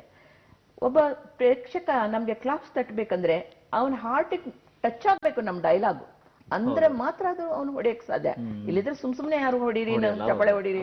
ಈಗೆಲ್ಲ ನಾನು ಇದ್ರಲ್ಲಿ ನೀವು ಆಂಕರಿಂಗ್ ಆಗಿ ನೀವು ಎಷ್ಟು ಕಡೆ ಮಾಡಿರ್ಬೋದು, ಬರ್ಲಿ ಚಪ್ಪಾಳೆ ಅಂತ. ಹಂಗಲ್ಲ, ನಮ್ದು ರಂಗಭೂಮಿಲಿ ನಮ್ ಡೈಲಾಗಿಗೆ ಅವ್ರು ಚಪ್ಪಾಳೆ ಹೊಡಿಬೇಕು, ಆ ತರ ನಾವು ಡೈಲಾಗ್ ಬಿಡಬೇಕು ಅಂತ ಆ ತರ ನನಗೆ ಹೇಳ್ಕೊಟ್ಟವ್ರವರು. ಆನೆ, ಕುದುರೆ, ಬಂಡಿ, ಜೀಪು ಎಲ್ಲ ರಂಗಭೂಮಿ ಮೇಲೆ ಬರ್ತಾ ಇತ್ತು. ಸುಳ್ಳಿದ ದಣೇರ್ ಕಂಪ್ನಿಯಿಂದ ನಾನು ಬೆಳೆದೆ. BR ಅರ್ಶನಗುಡಿ ಅವ್ರ ಕಂಪ್ನಿಲಿ ಬಸ್ ಕಂಡಕ್ಟರು, ಇವೆಲ್ಲ ನಾಟಕಗಳು ಅವರದ್ದು ಫೇಮಸ್ ನಾಟಕಗಳು. ಅವ್ರ ಕಂಪ್ನಿಲಿದ್ದೆ. ಹಿಂದೆ ನಾನು ಚಿಕ್ಕ ಹುಡುಗಿ ಇದ್ದಾಗ ಜಮಖಂಡಿ ಕಂಪ್ನಿ ಅಂತ ಏನಿತ್ತು, ಅಲ್ಲಿ ಅವಾಗೆಲ್ಲ ಈ ಗುಬ್ಬಿ ಕಂಪ್ನಿಲೂ ಅಷ್ಟೇ, ಅವ್ರ ಕಂಪ್ನಿಲೂ ಅಷ್ಟೇ, ಟ್ರಾಲಿ ಸಿಸ್ಟಮ್ ಇರ್ತಾ ಇತ್ತು. ಒಂದು ಟ್ರಾಲಿಲಿ ಈ ತರ ಸೀನ್ರಿ ಬಂದ್ರೆ ಇನ್ನೊಂದು ಟ್ರಾಲಿಲಿ ಹೀಗ್ ಬರ್ತಾ ಇತ್ತು. ಆಮೇಲೆ ಏಣಿಗೆ ಬಾಳಪ್ಪನವ್ರ ಕಂಪ್ನಿಲಿ ತಿರುಗುವ ರಂಗಮಂದಿರ ಇತ್ತು. ಇದೆಲ್ಲ ನಾನು ಕಣ್ಣಾರೆ ನೋಡಿದವಳು. ಒಂದು ಡ್ರಾಮಾಗ ನೀವು ಈಗ ಪರದೆ ರಂಗಭೂಮಿನೇ ತಿರುಗ್ತಾ ಇತ್ತು, ಹಿಂದಿನ ಸೀನ್ ಬರ್ತಾ ಇತ್ತು, ರಂಗಭೂಮಿನೇ ಟರ್ನ್ ಆಗ್ತಾ ಇತ್ತು. ತಿರುಗುವ ರಂಗಮಂದಿರ ಮಾಡಿದವರು ಏಣಿಗೆ ಬಾಳಪ್ಪನವರು. ಗುಬ್ಬಿ ವೀರಣ್ಣ ಅವ್ರ ಕಂಪ್ನಿಲಿ ಅದ್ದೂರಿಯಾಗಿ, ಅವ್ರ ಕಂಪ್ನಿಲಿ ಸುಮಾರು ಕಲಾವಿದರಂದ್ರೇನೆ ಒಂದು 50 ಜನಕ್ಕೂ ಹೆಚ್ಚು ಕಲಾವಿದರು ಇರೋರು. ಅವ್ರು ಗುಬ್ಬಿ ಕಂಪ್ನಿ ಅಂದ್ರೆ ಒಂದು ಫ್ಯಾಕ್ಟ್ರಿ, ಕಲಾವಿದರನ್ನ ತಯಾರು ಮಾಡುವಂತ ಒಂದು ಫ್ಯಾಕ್ಟ್ರಿ ಅಂತಾನೆ ಕರೀತಾ ಇದ್ರು ಅವಾಗಲ್ಲ. ಅಂತ ಒಳ್ಳೆ ಡೈರೆಕ್ಟರ್ಗಳು, ಈ ಒಂದು ಪರಿಸರ ಇದಿತ್ತು. ಆಮೇಲೆ ಇತ್ತೀಚೆಗೆ ಅದು ರಂಗಭೂಮಿಲಿ ಉಳಿದಿಲ್ಲ ಬಿಡಿ ಆ ತರ. ಆದ್ರೆ ಈಗ ಮತ್ತೆ ಟ್ರೆಂಡ್ ಶುರುವಾಗಿದೆ. ಒಳ್ಳೊಳ್ಳೆ ನಾಟಕಗಳನ್ನ ಇತ್ತೀಚಿನ ದಿನಮಾನಗಳಲ್ಲಿ ಈ 5-10 ವರ್ಷ ರಂಗಭೂಮಿನೇ ಮುಗಿದೋಯ್ತು ಅಂದವರು ಇದ್ದಾರೆ. ಆದ್ರೆ ಸರ್ಕಾರ ತುಂಬಾ ಪ್ರೋತ್ಸಾಹ ಕೊಡ್ತಾ ಇದೆ, ರಂಗಭೂಮಿ ಬದುಕಬೇಕು, ಕಲಾವಿದರು ಬದುಕಬೇಕು ಅಂತ ಅನುದಾನ ಈ ತರ ಎಲ್ಲ ಕೊಟ್ಕೊಂಡು ಈಗ ಮತ್ತೆ ರಂಗಭೂಮಿ ಒಳ್ಳೊಳ್ಳೆ ನಾಟಕಗಳನ್ನ ಆಡುವ ಒಂದು ಪರಿಸ್ಥಿತಿಗೆ ಬಂದಿದ್ದಾರೆ. ರಂಗಭೂಮಿ ಟಚ್ಚು ನಾನು ಹೇಳಿದ್ನಲ್ಲ, ನನ್ನ ಒಂದು ತಂಡದಲ್ಲಿ ಇಟ್ಕೊಂಡಿದೀವಿ. ಅದ್ ಬಿಟ್ರೆ ಹೆಚ್ಚಾಗಿ ರಂಗಭೂಮಿದಿಲ್ಲ, ಈ ಸೀರಿಯಲ್ ನಲ್ಲೇ ನನಗೆ ಟೈಮ್ ಹೋಗುತ್ತೆ.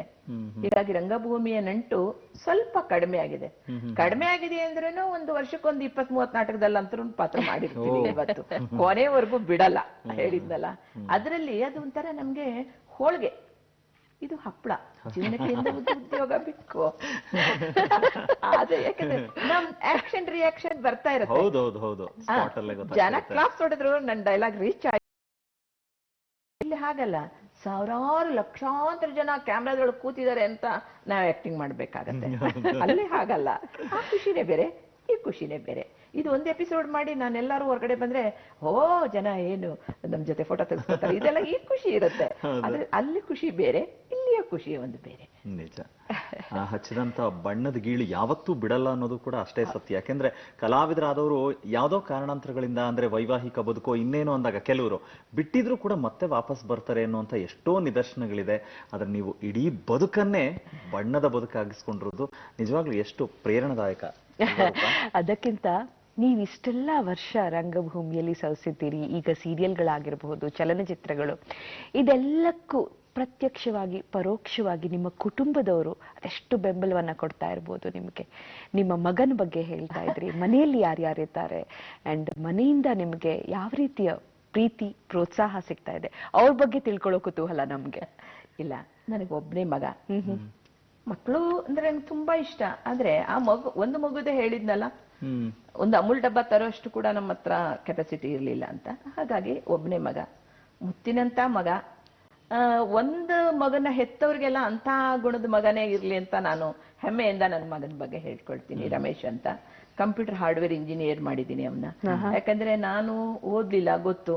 ಅವನ ಅಲ್ಲಿಟ್ಟು ಇಲ್ಲಿಟ್ಟು, ಅವ್ರ ಮನೇಲಿಟ್ಟು ಇವ್ರ ಮನೇಲಿಟ್ಟು, ಏನೋ ಒಳ್ಳೆ ಮಗ. ದೇವ್ರ ಭಗವಂತ ನನಗೆ ಒಳ್ಳೆ ಮಗನ ಕೊಟ್ಟಿದ್ದಾನೆ. ನನ್ನ ಮಗನಿಗೆ ನಾನು ಸೊಸೆ ಮೇಲೆ ಹೆಚ್ಚು ಪ್ರೀತಿ ಇದೆ. 20 ವರ್ಷಗಳಾಯ್ತು ಅವ್ರ ಮದುವೆಯಾಗಿ. ಇವತ್ತಿನವರೆಗೂ ನನ್ನ ಮಗನೇ ನನಗೆ ಅಳಿಯ, ನನ್ನ ಮಗಳೇ ನನ್ನ ಸೊಸೆನೇ ನನಗೆ ಮಗಳು. ಅಷ್ಟು ನಾವು ಅತ್ತೆ ಸೊಸೆನವ್ರ ತರಾನೇ ಇಲ್ಲ. ಅಷ್ಟು ಪ್ರೀತಿಯಿಂದ ನನ್ನ ಸೊಸೆ ನನ್ನನ್ನ ತುಂಬಾ ಅರ್ಥ ಮಾಡ್ಕೊಂಡವಳು ನನ್ನ ಸೊಸೆ. ಅದನ್ನ ನಾನು ತುಂಬಾ ಹೆಮ್ಮೆ ಅಂತ ಹೇಳ್ತೀನಿ. ನನ್ನ ಮಗನೂ ಅರ್ಥ ಮಾಡ್ಕೊಂಡಿದ್ದೇನೆ, ನನ್ನ ಸೊಸೆನು ಅದ್ರಲ್ಲಿ ಹೆಚ್ಚಿನ ನನ್ನ ಅರ್ಥ ಮಾಡ್ಕೊಂಡವಳು ನನ್ನ ಸೊಸೆ. 2 ಮೊಮ್ಮಕ್ಕಳು, ಮೇಘನಾ, ಹರ್ಷವರ್ಧನ್ ಅಂತ, ನನ್ನ ಸೊಸೆ ವಿಜಯಲಕ್ಷ್ಮಿ ಅಂತ. ತುಂಬಾ ತುಂಬಾ ಒಳ್ಳೆ ಹುಡುಗಿ, ಬೆಳಗಾವಿ ಹುಡುಗಿ. ಅಂದ್ರೆ ಅವಳು ಒಂದೇನು ಫ್ಯಾಷನ್ ಮಾಡಲ್ಲ.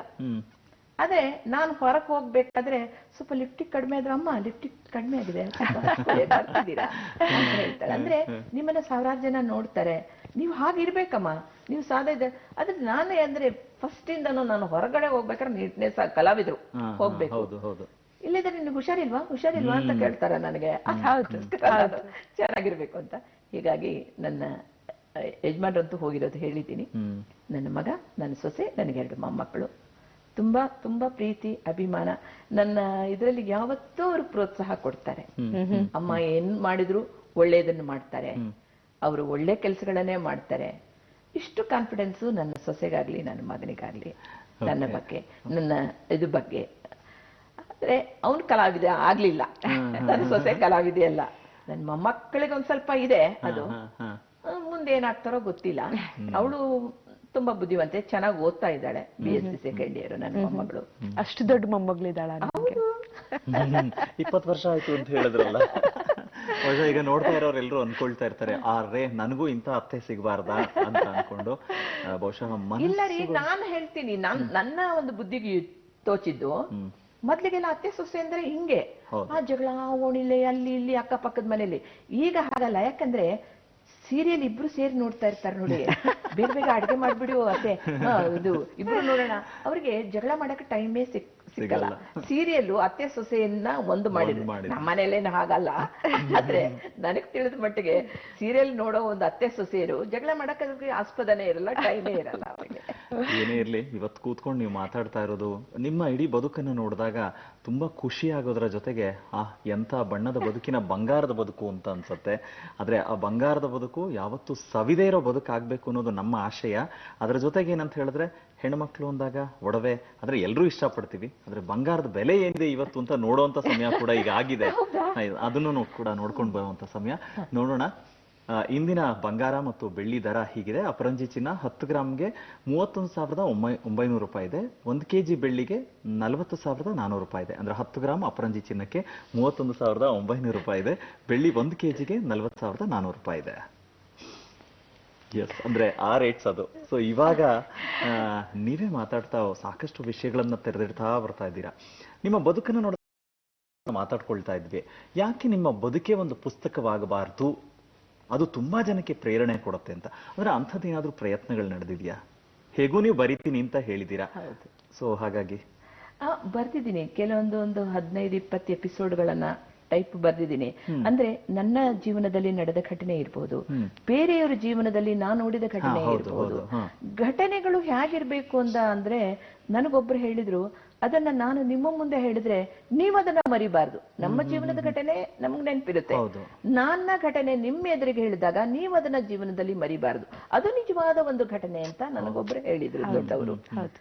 ಇವಾಗ ನಾನು ನಮ್ಮ ಯಜಮಾನ್ರ ವಿಷಯ ನಿಮ್ಗೆ ಹೇಳಿದೆ, ಇದನ್ನ ನೀವು ಸಾಧಾರಣ ಈ ವರ್ಷದಲ್ಲಿ ಮರೆಯಲ್ಲ. ಈ ವರ್ಷ ಅಲ್ಲ, ಖಂಡಿತ ಮರೆಯಲ್ಲ, ಖಂಡಿತ ಮರೆಯಲ್ಲ. ಹಾಗೆ ಅಂಥ ಘಟನೆಗಳನ್ನ ಮಾತ್ರ ಈಗ ನಾನು ಕಲ್ಪನಾ ಅವ್ರನ್ನ ನೋಡಿರೋದು ಇರಬಹುದು, ಅವ್ರ ಜೊತೆ ಮಾತಾಡಿರೋದು, ಇದು ಒಂದು ಘಟನೆ. ಆಮೇಲೆ ನಾನು ಗುಡಿಗಿರಿ ಕಂಪ್ನಿಲಿ ಸರ್ವಿಸ್ ಮಾಡಿರೋದಾಗಿರ್ಬೋದು. ಆಮೇಲೆ ನಾವು ಈ ಕಂಪ್ನಿ ಸರ್ವಿಸ್ ಎಲ್ಲ ಸಾಕ್ ಮಾಡಿ ನನ್ನ ಮಗನ ಒಂದು ವಿದ್ಯಾಭ್ಯಾಸಕ್ಕೆ ನಾನು ಹುಬ್ಳಿಲಿ ಅಮೆಚೂರು. ಈಗ 3 ಥರದ ಇದು ಇರುತ್ತೆ. ಒಂದು ವೃತ್ತಿ ರಂಗಭೂಮಿ ಅಂದ್ರೆ ನಿಮಗೆ ಗೊತ್ತು, ಬೀರಣ ಇವೆಲ್ಲ ವೃತ್ತಿ ರಂಗಭೂಮಿ. ಹವ್ಯಾಸಿ ರಂಗಭೂಮಿ ಅಂದ್ರೆ ಈ ಕಲಾಕ್ಷೇತ್ರದಲ್ಲೆಲ್ಲ ಆಡ್ತಾರಲ್ಲ, ಅದು ನಿಮ್ಗೆ ಗೊತ್ತು. ಅವರು ಹವ್ಯಾಸಿ ಕಲಾವಿದ್ರು, ಅವರು ದುಡ್ಡಿಗೋಸ್ಕರ ಪಾತ್ರ ಮಾಡಲ್ಲ, ಪಾತ್ರಕ್ಕೋಸ್ಕರ ಬಂದಿರ್ತಾರೆ. ಅವ್ರಿಗೆ ಸಂಬಳ ಏನು ಕೊಡ್ಬೇಕಾಗಿಲ್ಲ ಇವರು. ಇನ್ನೊಂದಿದೆ, ಅದು ಅಮೆಚೂರು ಅಂತ. ಹಳ್ಳಿಗಳಲ್ಲಿ ನಾಟಕ ಕಲ್ತಿರ್ತಾರೆ, ಪೌರಾಣಿಕ ಆಗಿರ್ಬೋದು, ಸಾಮಾಜಿಕ ಆಗಿರ್ಬೋದು. ಅದನ್ನ ಥಿಯೇಟರ್ ಅವತ್ತೇನ್ ತುಂಬಾ ಕಷ್ಟ ಬಿದ್ದು 3 ತಿಂಗಳು ಒಬ್ಬ ಮಾಸ್ಟರ್ ಇಟ್ಕೊಂಡು ಹಾಡುಗಳನ್ನ ಕಲಿತು ಒಬ್ಬ 4 ಜನ ಲೇಡೀಸ್ ನ ಬುಕ್ ಮಾಡಿ ಬರ್ತಾರೆ. ನಾನು ಹುಬ್ಳಿಗೆ ಆ ತರದ ಒಂದು ಕಲಾವಿದೆ, ಅದೇ ಅಮೆಚೂರ್ ಕಲಾವಿದೆ. ಹಳ್ಳಿಗಳಲ್ಲಿ ಅವಾಗ ಎಷ್ಟಪ್ಪ, ನಮ್ಗೆ ಒಂದು ನಾಟಕಕ್ಕೆ 200 ರೂಪಾಯಿ ಕೊಡೋರು. ಆ 200 ರೂಪಾಯಿ ನಮಗೆ ತುಂಬಾ ಖುಷಿ. ಆ 200 ರೂಪಾಯಿಗೆ ಬಂಡಿ, ಟ್ಯಾಕ್ಟ್ರಿ ಎಲ್ಲ ಹತ್ಬಿಟ್ಟು ನಾವು ಆ ಹಳ್ಳಿಗೆ ಹೋಗ್ತಾ ಇದ್ವಿ. ಆ ಹಳ್ಳಿಯೊಳಗೆ ನಾಟಕ ಆಡ್ತಾ ಇದ್ವಿ. ಆ ಒಂದು ದಿನಗಳು 80ನೇ ದಶಕದಲ್ಲಿ ಹೀಗೆ ಸುಮಾರು ಹಳ್ಳಿಗಳಲ್ಲಿ ನಾನು ಬಳ್ಳಾರಿ, ರಾಯಚೂರ್, ಗುಲ್ಬರ್ಗಾ, ಇಲ್ಲಿ ಯಾವ ಒಂದು ಊರು, ಒಂದು ತಾಲೂಕು, ಒಂದು ಜಿಲ್ಲಾ ಬಿಟ್ಟಿಲ್ಲ ನಾವು. ಅಷ್ಟು ನಾಟಕಗಳನ್ನ ಹಳ್ಳಿ ನಾಟಕದಲ್ಲಿ ನಾನು ಅಭಿನಯಿಸಿದ್ದೇನೆ, ಅಮೆಚೂರ್ ಹವ್ಯಾಸಿ ಕಲಾವಿದೆಯಾಗಿ. ಇವತ್ತಿನ ದಿನ ಈಗ ಇಲ್ಲಿ ಚಂದನದ ಅಂಗಳದಲ್ಲಿ ಕುಳಿತು ನಿಮ್ಮದೇ ಜೀವನವನ್ನ ಹಿಂಗೆ ಹಿಂತಿರುಗಿ ನೋಡಿದಾಗ ಏನ್ ಅನ್ಸತ್ತೆ ನಿಮ್ಮ ಜೀವನ? ಇಲ್ಲ, ನಾನು ದೇವ್ರು ನಿಜವಾಗ್ಲೂ ಇವತ್ತು ಆ ಕಷ್ಟಗಳನ್ನೆಲ್ಲ ಇಟ್ಟಿಲ್ಲ ನನಗೆ. ಟೈಮ್ ಇದ್ರೆ ಇನ್ನೊಂದು ನನ್ನ ಕಷ್ಟ ಹೇಳ್ಬಿಟ್ಟು ಹೇಳಿ. ಹಾಗೆ ಅಮೆಚೂರ್ಗೆ ಒಂದು ಊರಿನಲ್ಲಿ ಕರೆದ್ರು, ಇಲ್ಲಮ್ಮ ನಮ್ಮ ಊರಿಗೆ ಬನ್ನಿ, ಒಂದು 5 ದಿವಸ ನೀವು ಪಾತ್ರ ಮಾಡಿಕೊಡಿ ಅಂತ. ಆಯ್ತು ಬರ್ತೀನಿ, ಬಸ್ ಹಿಡಿದು ಹೋದೆ. ಆ ಊರಿಗೆ ಹೋಗ್ಬೇಕಾದ್ರೆ ಒಂದು ಸಣ್ಣ ಹುಡುಗನ್ ಕಳ್ಸ್ಯಾರ, ಒಂದು 12 ವರ್ಷದ ಹುಡುಗ. ಅವನು, ಅಮ್ಮ ನಿಮ್ಮನ್ನ ಅಲ್ಲೇ ಕರ್ಕೊಂಡು ಬಾ ಅಂದಿದ್ದಾರೆ ಅಂತ. ಹೌದಾ, ನಡಿ ಎಲ್ಲಿ ಹೋಗೋಣ ಅಂತಂತಂದೆ. ಹೋದ್ರೆ ಒಂದು ಕಬ್ಬಿನ ಗದ್ದೆ, ಒಂದು ಬಸ್ ಇಳಿದು ಕಬ್ಬಿನ ಗದ್ದೆಗೆ ಹೋಗ್ಬೇಕು. ಹೋಗಿ ಆಮೇಲೆ ಅಲ್ಲೊಂದು ನಾವು ಅಂದ್ರೆ ಈ ದೋಣಿ ಅಂದ್ರೆ ಇಷ್ಟೇ ಇರುತ್ತೆ, ನಾವಂದ್ರೆ ಈ ಒಂದು ಕೋಲ್ ಹಾಕಿ ಹಿಂಗೆ ಬಿಡ್ತಾರೆ ನೋಡಿ, ತೆಪ್ಪ ಬೇರೆ ಇಷ್ಟೇ ಇರುತ್ತೆ. ಹೌದು, ಅದು ಇಷ್ಟು ದೊಡ್ಡ ಹಡಗು ಟೈಪ್ ಇರುತ್ತೆ, ಇಷ್ಟು ದೊಡ್ಡ ಎತ್ತರಗಿರುತ್ತೆ. ಒಂದು ದೊಡ್ಡ ಕೋಲ್ ಹಾಕಿದಾಗೆ ಅದು ಮುಂದೆ ಹೋಗ್ತಾ ಇರುತ್ತೆ. ಈ ತರ ಸಂಜೆ 6 ಗಂಟೆ ಆಗಿದೆ, 6 ಗಂಟೆ 6:30 ಅಲ್ಲಿ ಹೋದಾಗ ಅದನ್ನ ಕಟ್ಟಿದ್ರು. ಆ ಹುಡ್ಗ ಅಲ್ಲಿ ಕೂತ, ಬರ್ತಾರೆ ಬರ್ರಿ ಅದನ್ನ ಬಿಡೋರು ಬರ್ತಾರೆ ಅಂತ. ಯಾರು ಬರ್ಲೇ ಇಲ್ಲ. ಯಾವನೋ ಫುಲ್ ಟೈಟ್ ಎಣ್ಣೆ ಹೊಡ್ಕೊಂಡು ಅವನ್ ನನ್ನ ನಾಟಕ ನೋಡಕ್ಕೆ ಬಂದೇನೆ. ಅಣ್ಣ ಬೇಗ ಬರ್ರಿ ಬಿಡ್ರಿ ಅಂದೆ. ನಾನೇನು ಅಂಬಿಗಾರ ಅವನ ಅಂತ ತಿಳ್ಕೊಂಡೆ, ಜಯಲಕ್ಷ್ಮಿ ಚಿತ್ರನಟಿ ಬಂದಳ, ಆಕಿ ನೋಡಕ್ ಹೊಂಟೀನಿ ನಾನು ಅಂದ. ಯಪ್ಪ ಅಣ್ಣರ ಆಯ್ತು ಕೂತ್ಕೊಳ್ರಿ ಅಂದೆ. ಅವನ್ ಮಲ್ಕಡೆ ಬಿಟ್ಟ. ಬಿಡ್ಲ್ರ ನನಗ್ ಬರುತ್ತೆ ಬಿಡ್ಲ್ರ ಅಕ್ಕ ಅಂದ. ಅಯ್ಯೋ ಪುಣ್ಯಾತ್ಮ ಬಿಡು, ಆ ಕಡೆ ಹೋಗೋಣ ಅಂದ್ರೆ ಸ್ವಲ್ಪ ಬಿಚ್ಚಿ ಸುಮಾರು ಒಂದಿಷ್ಟು ದೂರ ಹೋಯ್ತು. ನಾನು ಬರೋದಿಲ್ರಿ ಅಕ್ಕಾರ ಅಂದ್ಬಿಟ್ಟ. ನನಗೆ ಈಜ್ ಬರಲ್ಲ. ಅವಾಗ ಬರುತ್ತೆ ಅಂತ ಯಾಕೆ ಈಗ ಬರಲ್ಲ, ಅವಾಗ ಅವರೆಲ್ಲ ನಡ್ಸೋದ್ ನೋಡಿ ನನಗೆ ಈಜಿ ಅಂತ ತಿಳ್ಕೊಂಡ್ರಿ, ಈಗ ಬರಲ್ಲ ಅಂದ್ಬಿಟ್ಟ ಆ ಹುಡ್ಗ. ಅವನು 10-12 ವರ್ಷದ ಹುಡ್ಗ, ನಾನು ಒಬ್ಳೆ ಏನ್ ಮಾಡ್ಲಿ. ಆಯ್ತು 7 ಗಂಟೆ ಆಗ್ಬಿಟ್ಟಿದೆ, ಕತ್ಲು.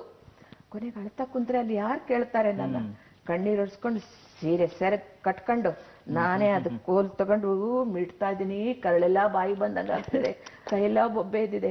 ನನಗೆ ಭೂಮಿ ಸಿಕ್ಕರೆ ಸಾಕಾಗ್ಬಿಟ್ಟಿತ್ತ ಹೊಟ್ಟಿನ ಟೈಮಲ್ಲಿ. ಹೋಗ್ತಾ ಇದೆ ಎಲ್ಲಿ ಹೋಗ್ತಾ ಇದೆನೋ ಗೊತ್ತಿಲ್ಲ, ಹೋಗ್ತಾ ಇದೆ. ಆ ಕಡೆ ದಡಕ್ ಹೋದ್ರೆ ಊರಾರು ಸಿಗುತ್ತೆ, ಜನನಾರು ಸಿಗ್ತಾರೆ, ಈ ಕಡೆ ಬಂದ್ರೆ ಮತ್ತೆ 3 ಕಿಲೋಮೀಟರ್ ನಡಿಬೇಕಲ್ಲ ಅಂತ ಹೋದೆ. ಅವ್ರೇನೋ ಒಂದು ಕರೆಕ್ಟ್ ಆಗಿ ಜಾಗದಲ್ಲಿ ನಿಲ್ಲಿಸ್ತಾರೆ. ನಾನು ಎಲ್ಲೋ ಹೋಗಿ ನಿಲ್ಸಿಸಿದೀನಿ.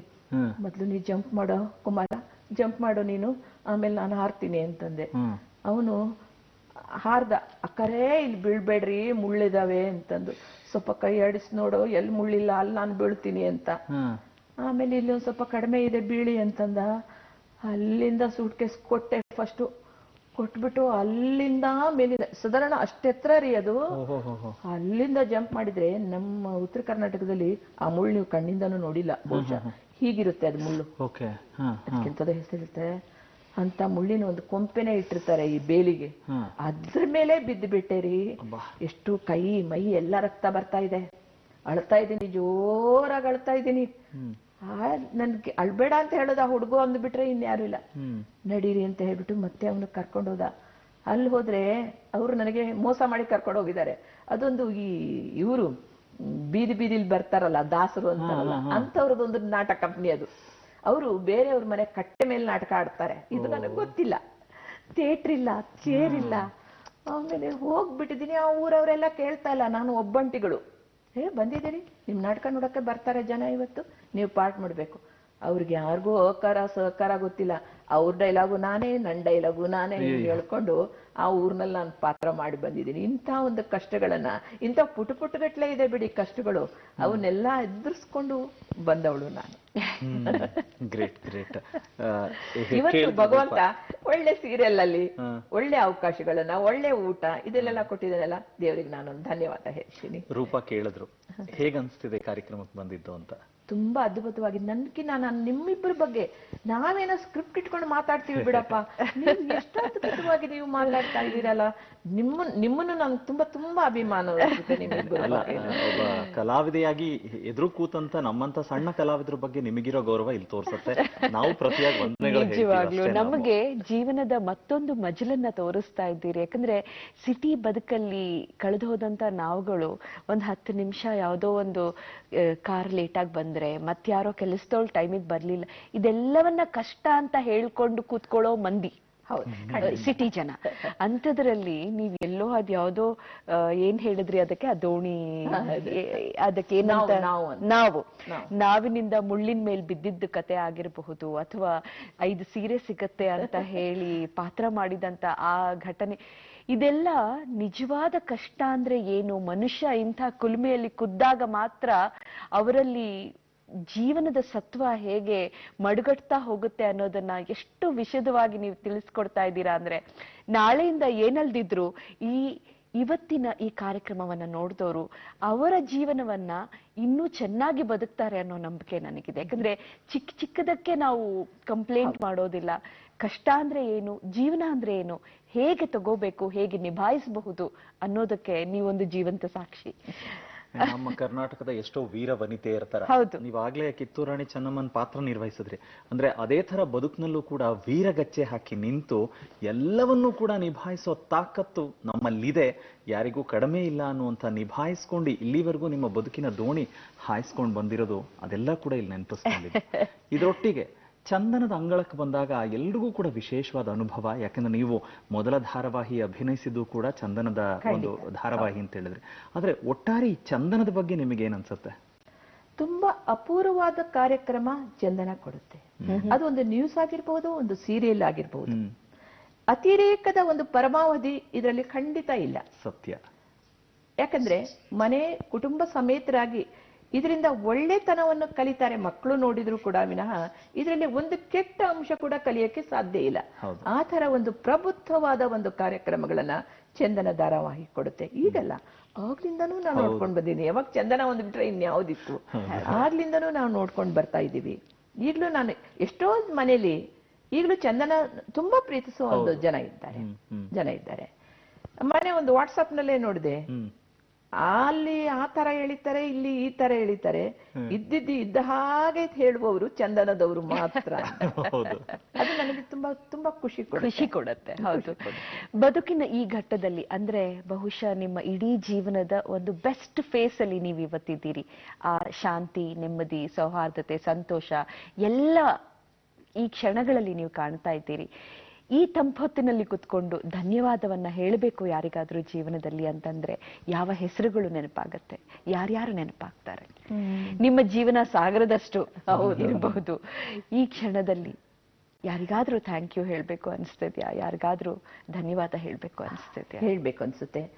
ಇಷ್ಟು ವರ್ಷ ನನಗೆ ಅನ್ನ ಕೊಟ್ಟು ನನ್ನ ಮೈಯಲ್ಲಿ ಅರ್ಧ ರಕ್ತ ಇರೋದು ನನ್ನ ರಂಗಭೂಮಿಯಿಂದ ದುಡಿದಿರೋದು. ಆ ರಂಗಭೂಮಿನ ಒಂದು ಏಳ್ಗೆ ಆಗ್ಬೇಕು ಅಂದ್ರೆ ಪ್ರೇಕ್ಷಕರು ಬೇಕು. ಮೊದಲು ರಂಗಭೂಮಿಯ ನನ್ನ ನಾಟಕ ನೋಡಿದ ಎಲ್ಲ ಪ್ರೇಕ್ಷಕರಿಗೂ ವಂದನೆಗಳನ್ನ ಅರ್ಪಿಸಕ್ಕೆ ನಾನು ಇಷ್ಟಪಡ್ತೀನಿ. ಆಮೇಲೆ ಸರ್ವ ಕಂಪನಿಯ ಮಾಲೀಕರಿರಬಹುದು, ಆಮೇಲೆ ನನಗೆ ಅವಕಾಶ ಕೊಟ್ಟಂತ ಒಂದು ಪ್ರೊಡಕ್ಷನ್ ಕಂಪನಿ ಮ್ಯಾನೇಜರ್ ಇರ್ಬೋದು, ಡೈರೆಕ್ಟರ್ಗಳಿರ್ಬೋದು. ನಾನು ಸುಮಾರು 70-80 ಧಾರಾವಾಹಿಗಳಲ್ಲಿ ಪಾತ್ರ ಮಾಡಿದೆ. 70-80 ಜನ ಡೈರೆಕ್ಟರ್ಗಳನ್ನ ನೋಡಿದೆ. ನನ್ನ ಒಂದು ಪರಿಕಲ್ಪನೆ ಡೈರೆಕ್ಟರ್ ಅಂದ್ರೆ ಮನುಷ್ಯರಿಗೆ ಬ್ರಹ್ಮ ಒಬ್ನೇ ಇರ್ತಾನೆ, ಬೇರೆಯವರಿಗೆಲ್ಲ ಅವನು ಹಣೆ ಬರ ಬರೆದು ಕಲ್ಸಿರ್ತಾನೆ. ಆದ್ರೆ ಕಲಾವಿದರಿಗೆ ಮಾತ್ರ ಇಬ್ರು ಬ್ರಹ್ಮಂದರು ಇರ್ತಾರೆ.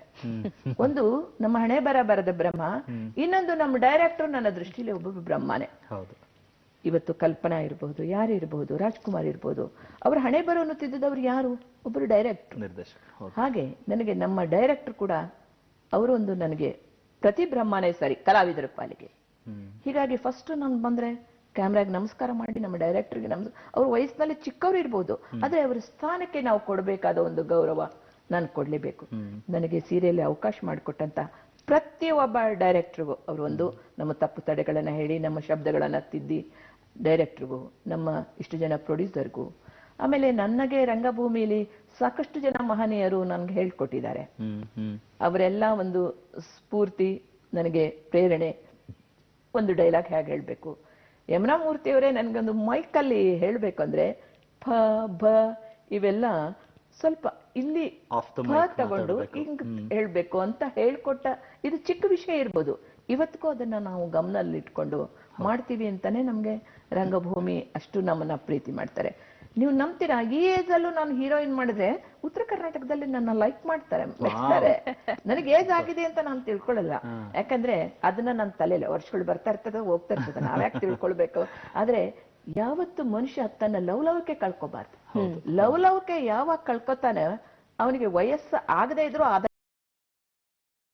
ಹುಮ್ಮಸ್ಸು ಇರುತ್ತೆ ನೋಡಿ, ಅದನ್ನ ಮನುಷ್ಯ ಕಳ್ಕೊಬಾರ್ದು ಅನ್ನೋದು ನಾನು ಯಾವತ್ತೂ ಅಷ್ಟೇ ಲವಲವಿಕೆಯಿಂದ ಇರಬೇಕು. ಕರೆಕ್ಟ್, ಸತ್ಯವಾದ ಮಾತುಗಳನ್ನ ಹೇಳಿದ್ರಿ. ಯಾಕಂತ ಹೇಳಿದ್ರೆ ಬರೀ ಕಲಾವಿದರು ಮಾತ್ರ ಅಲ್ಲ, ಯಾವುದೇ ಕ್ಷೇತ್ರದವರಾದ್ರೂ ಅಷ್ಟೇನೆ ಮನಸ್ಸು ಅಥವಾ ನಮ್ಮ ಹೃದಯ ನಮಗೆ ವಯಸ್ಸಾಗಿದೆ ಅಂತ ಅಂದ್ಕೊಂಡ್ರೆ ಎಲ್ಲದರಿಂದ ವಿರಾಮ ತೆಗೆದುಕೊಳ್ಬೇಕಾಗತ್ತೆ. ಎಲ್ಲದಕ್ಕೂ ಪ್ರೇರಣೆ ಅದಲ್ಲದೆ ನಿಮ್ಮ ಭಕ್ತಿ ಶ್ರದ್ಧೆ ನಾವು ನೋಡಿದ್ದಂದ್ರೆ ಸ್ಟುಡಿಯೋ ಒಳಗಡೆ ಬಂದಾಗ ನಮಸ್ಕಾರ ಮಾಡ್ಕೊಂಡು ನೀವು ಬಂದಿಲ್ಲಿ ಕೂತ್ಕೊಂಡ್ರಿ, ಅಲ್ಲಿ ಗೊತ್ತಾಗತ್ತೆ ನಿಜವಾದ ಕಲಾವಂತಿಕೆ. ಯಾಕೆಂದ್ರೆ ನಾವಿಲ್ಲಿ ಎದುರಿಗೆ ಕೂತಿದೀವಿ ಅಲ್ವಾ ರೂಪ, ನಮ್ಮ ಅನಿಸಿಕೆಗಳನ್ನೆಲ್ಲ ಅಥವಾ ನಾವು ಹೇಳ್ಕೊಂಡ್ ಬಿಡ್ತಾ ಇದ್ದೀವಿ.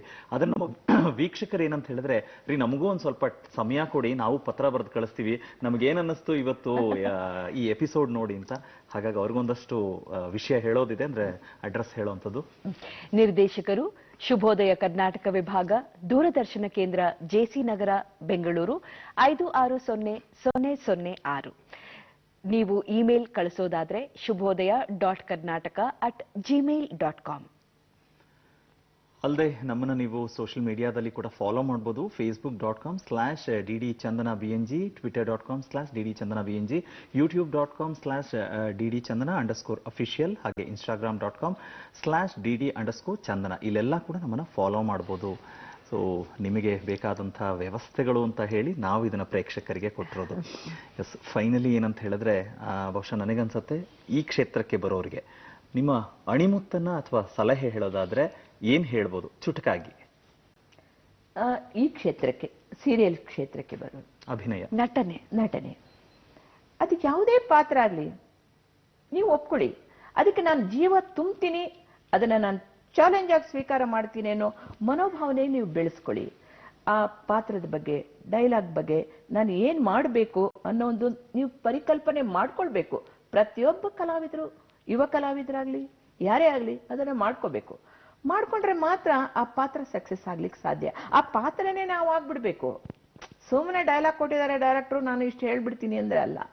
ಆ ಪಾತ್ರವನ್ನ ಅರ್ಥ ಮಾಡ್ಕೊಂಡು ಆಳವಾಗಿ ಅದರಲ್ಲಿ ನೀವು ಪ್ರವೇಶ ಮಾಡಿದಾಗ ಮಾತ್ರ ನಿಮ್ಮ ಈ ಕ್ಷೇತ್ರದಲ್ಲಿ ನೀವು ಸಕ್ಸಸ್ ಕಾಣ್ಲಿಕ್ಕೆ ಸಾಧ್ಯ. ಏನೋ ಡೈಲಾಗ್ ಹೇಳಬೇಕು, ಸುಮ್ಮನೆ ಹೆಂಗ ಡೈಲಾಗ್ ಅದನ್ನ ಆ ಕ್ಷಣಕ್ಕೆ ಅವರನ್ನು ಹರ್ಕತ್ತಿದ್ರೆ ಒಪ್ಪಬಹುದು, ಆದರೆ ಪ್ರೇಕ್ಷಕರ ಸಮುದಾಯ ಖಂಡಿತ ಒಪ್ಪೋದಿಲ್ಲ. ಅದಕ್ಕೆ ಸ್ವಲ್ಪ ನೀವು ನಿಮ್ಮ ಎಫರ್ಟ್ ಹಾಕ್ಬಿಟ್ಟು ಆ ಪಾತ್ರನೇ ನೀವಾದ್ರೆ ಖಂಡಿತ ನೀವು ಸಕ್ಸಸ್ ಆಗ್ತದೆ. ತುಂಬಾ ಒಳ್ಳೆ ಮಾತಲ್ವಾ ರೂಪ? ಅಂತೂ ರಂಗಭೂಮಿಯ ರಂಗ ಕಲಾವಿದೆಯೊಬ್ಬರು ಬಣ್ಣದಿಂದ ಬದುಕನ್ನ ಬಂಗಾರವಾಗಿಸ್ಕೊಂಡಂತ ಒಂದು ನಿದರ್ಶನ ಇವತ್ತು ನಮ್ಮ ಕಣ್ಣು ಮುಂದಿದೆ. ಇಂಥ ಅನೇಕ ಕ್ಷಣಗಳು ನಿಮ್ಮ ಜೀವನದಲ್ಲಿ ಸಿಗಲಿ ಅಂತ ಆಶಿಸ್ತಾ ನಾಳೆ ಮತ್ತೆ ಸಿಗ್ತೀವಿ ಮತ್ತೊಬ್ಬ ವಿಶೇಷ ಅತಿಥಿಯೊಡನೆ. ಅವರ ಜೀವನದ ಪಕ್ಷಿ ನೋಟವನ್ನ ನಿಮಗೆ ತೋರಿಸ್ತಾ ಇದೇ ಶುಭೋದಯದ ಅಂಗಳದವರೆಗೆ. ಅಲ್ಲಿಯವರೆಗೆ ನಮಸ್ಕಾರ.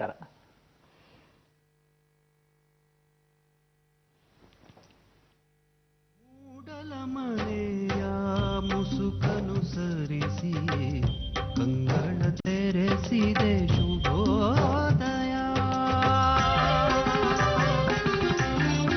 ಮೂಡಲ ಮನೆಯ ಮುಸುಕನು ಸರಿಸಿ ಕಂಗಳ ತೆರೆಸಿದೆ ಶುಭೋದಯ.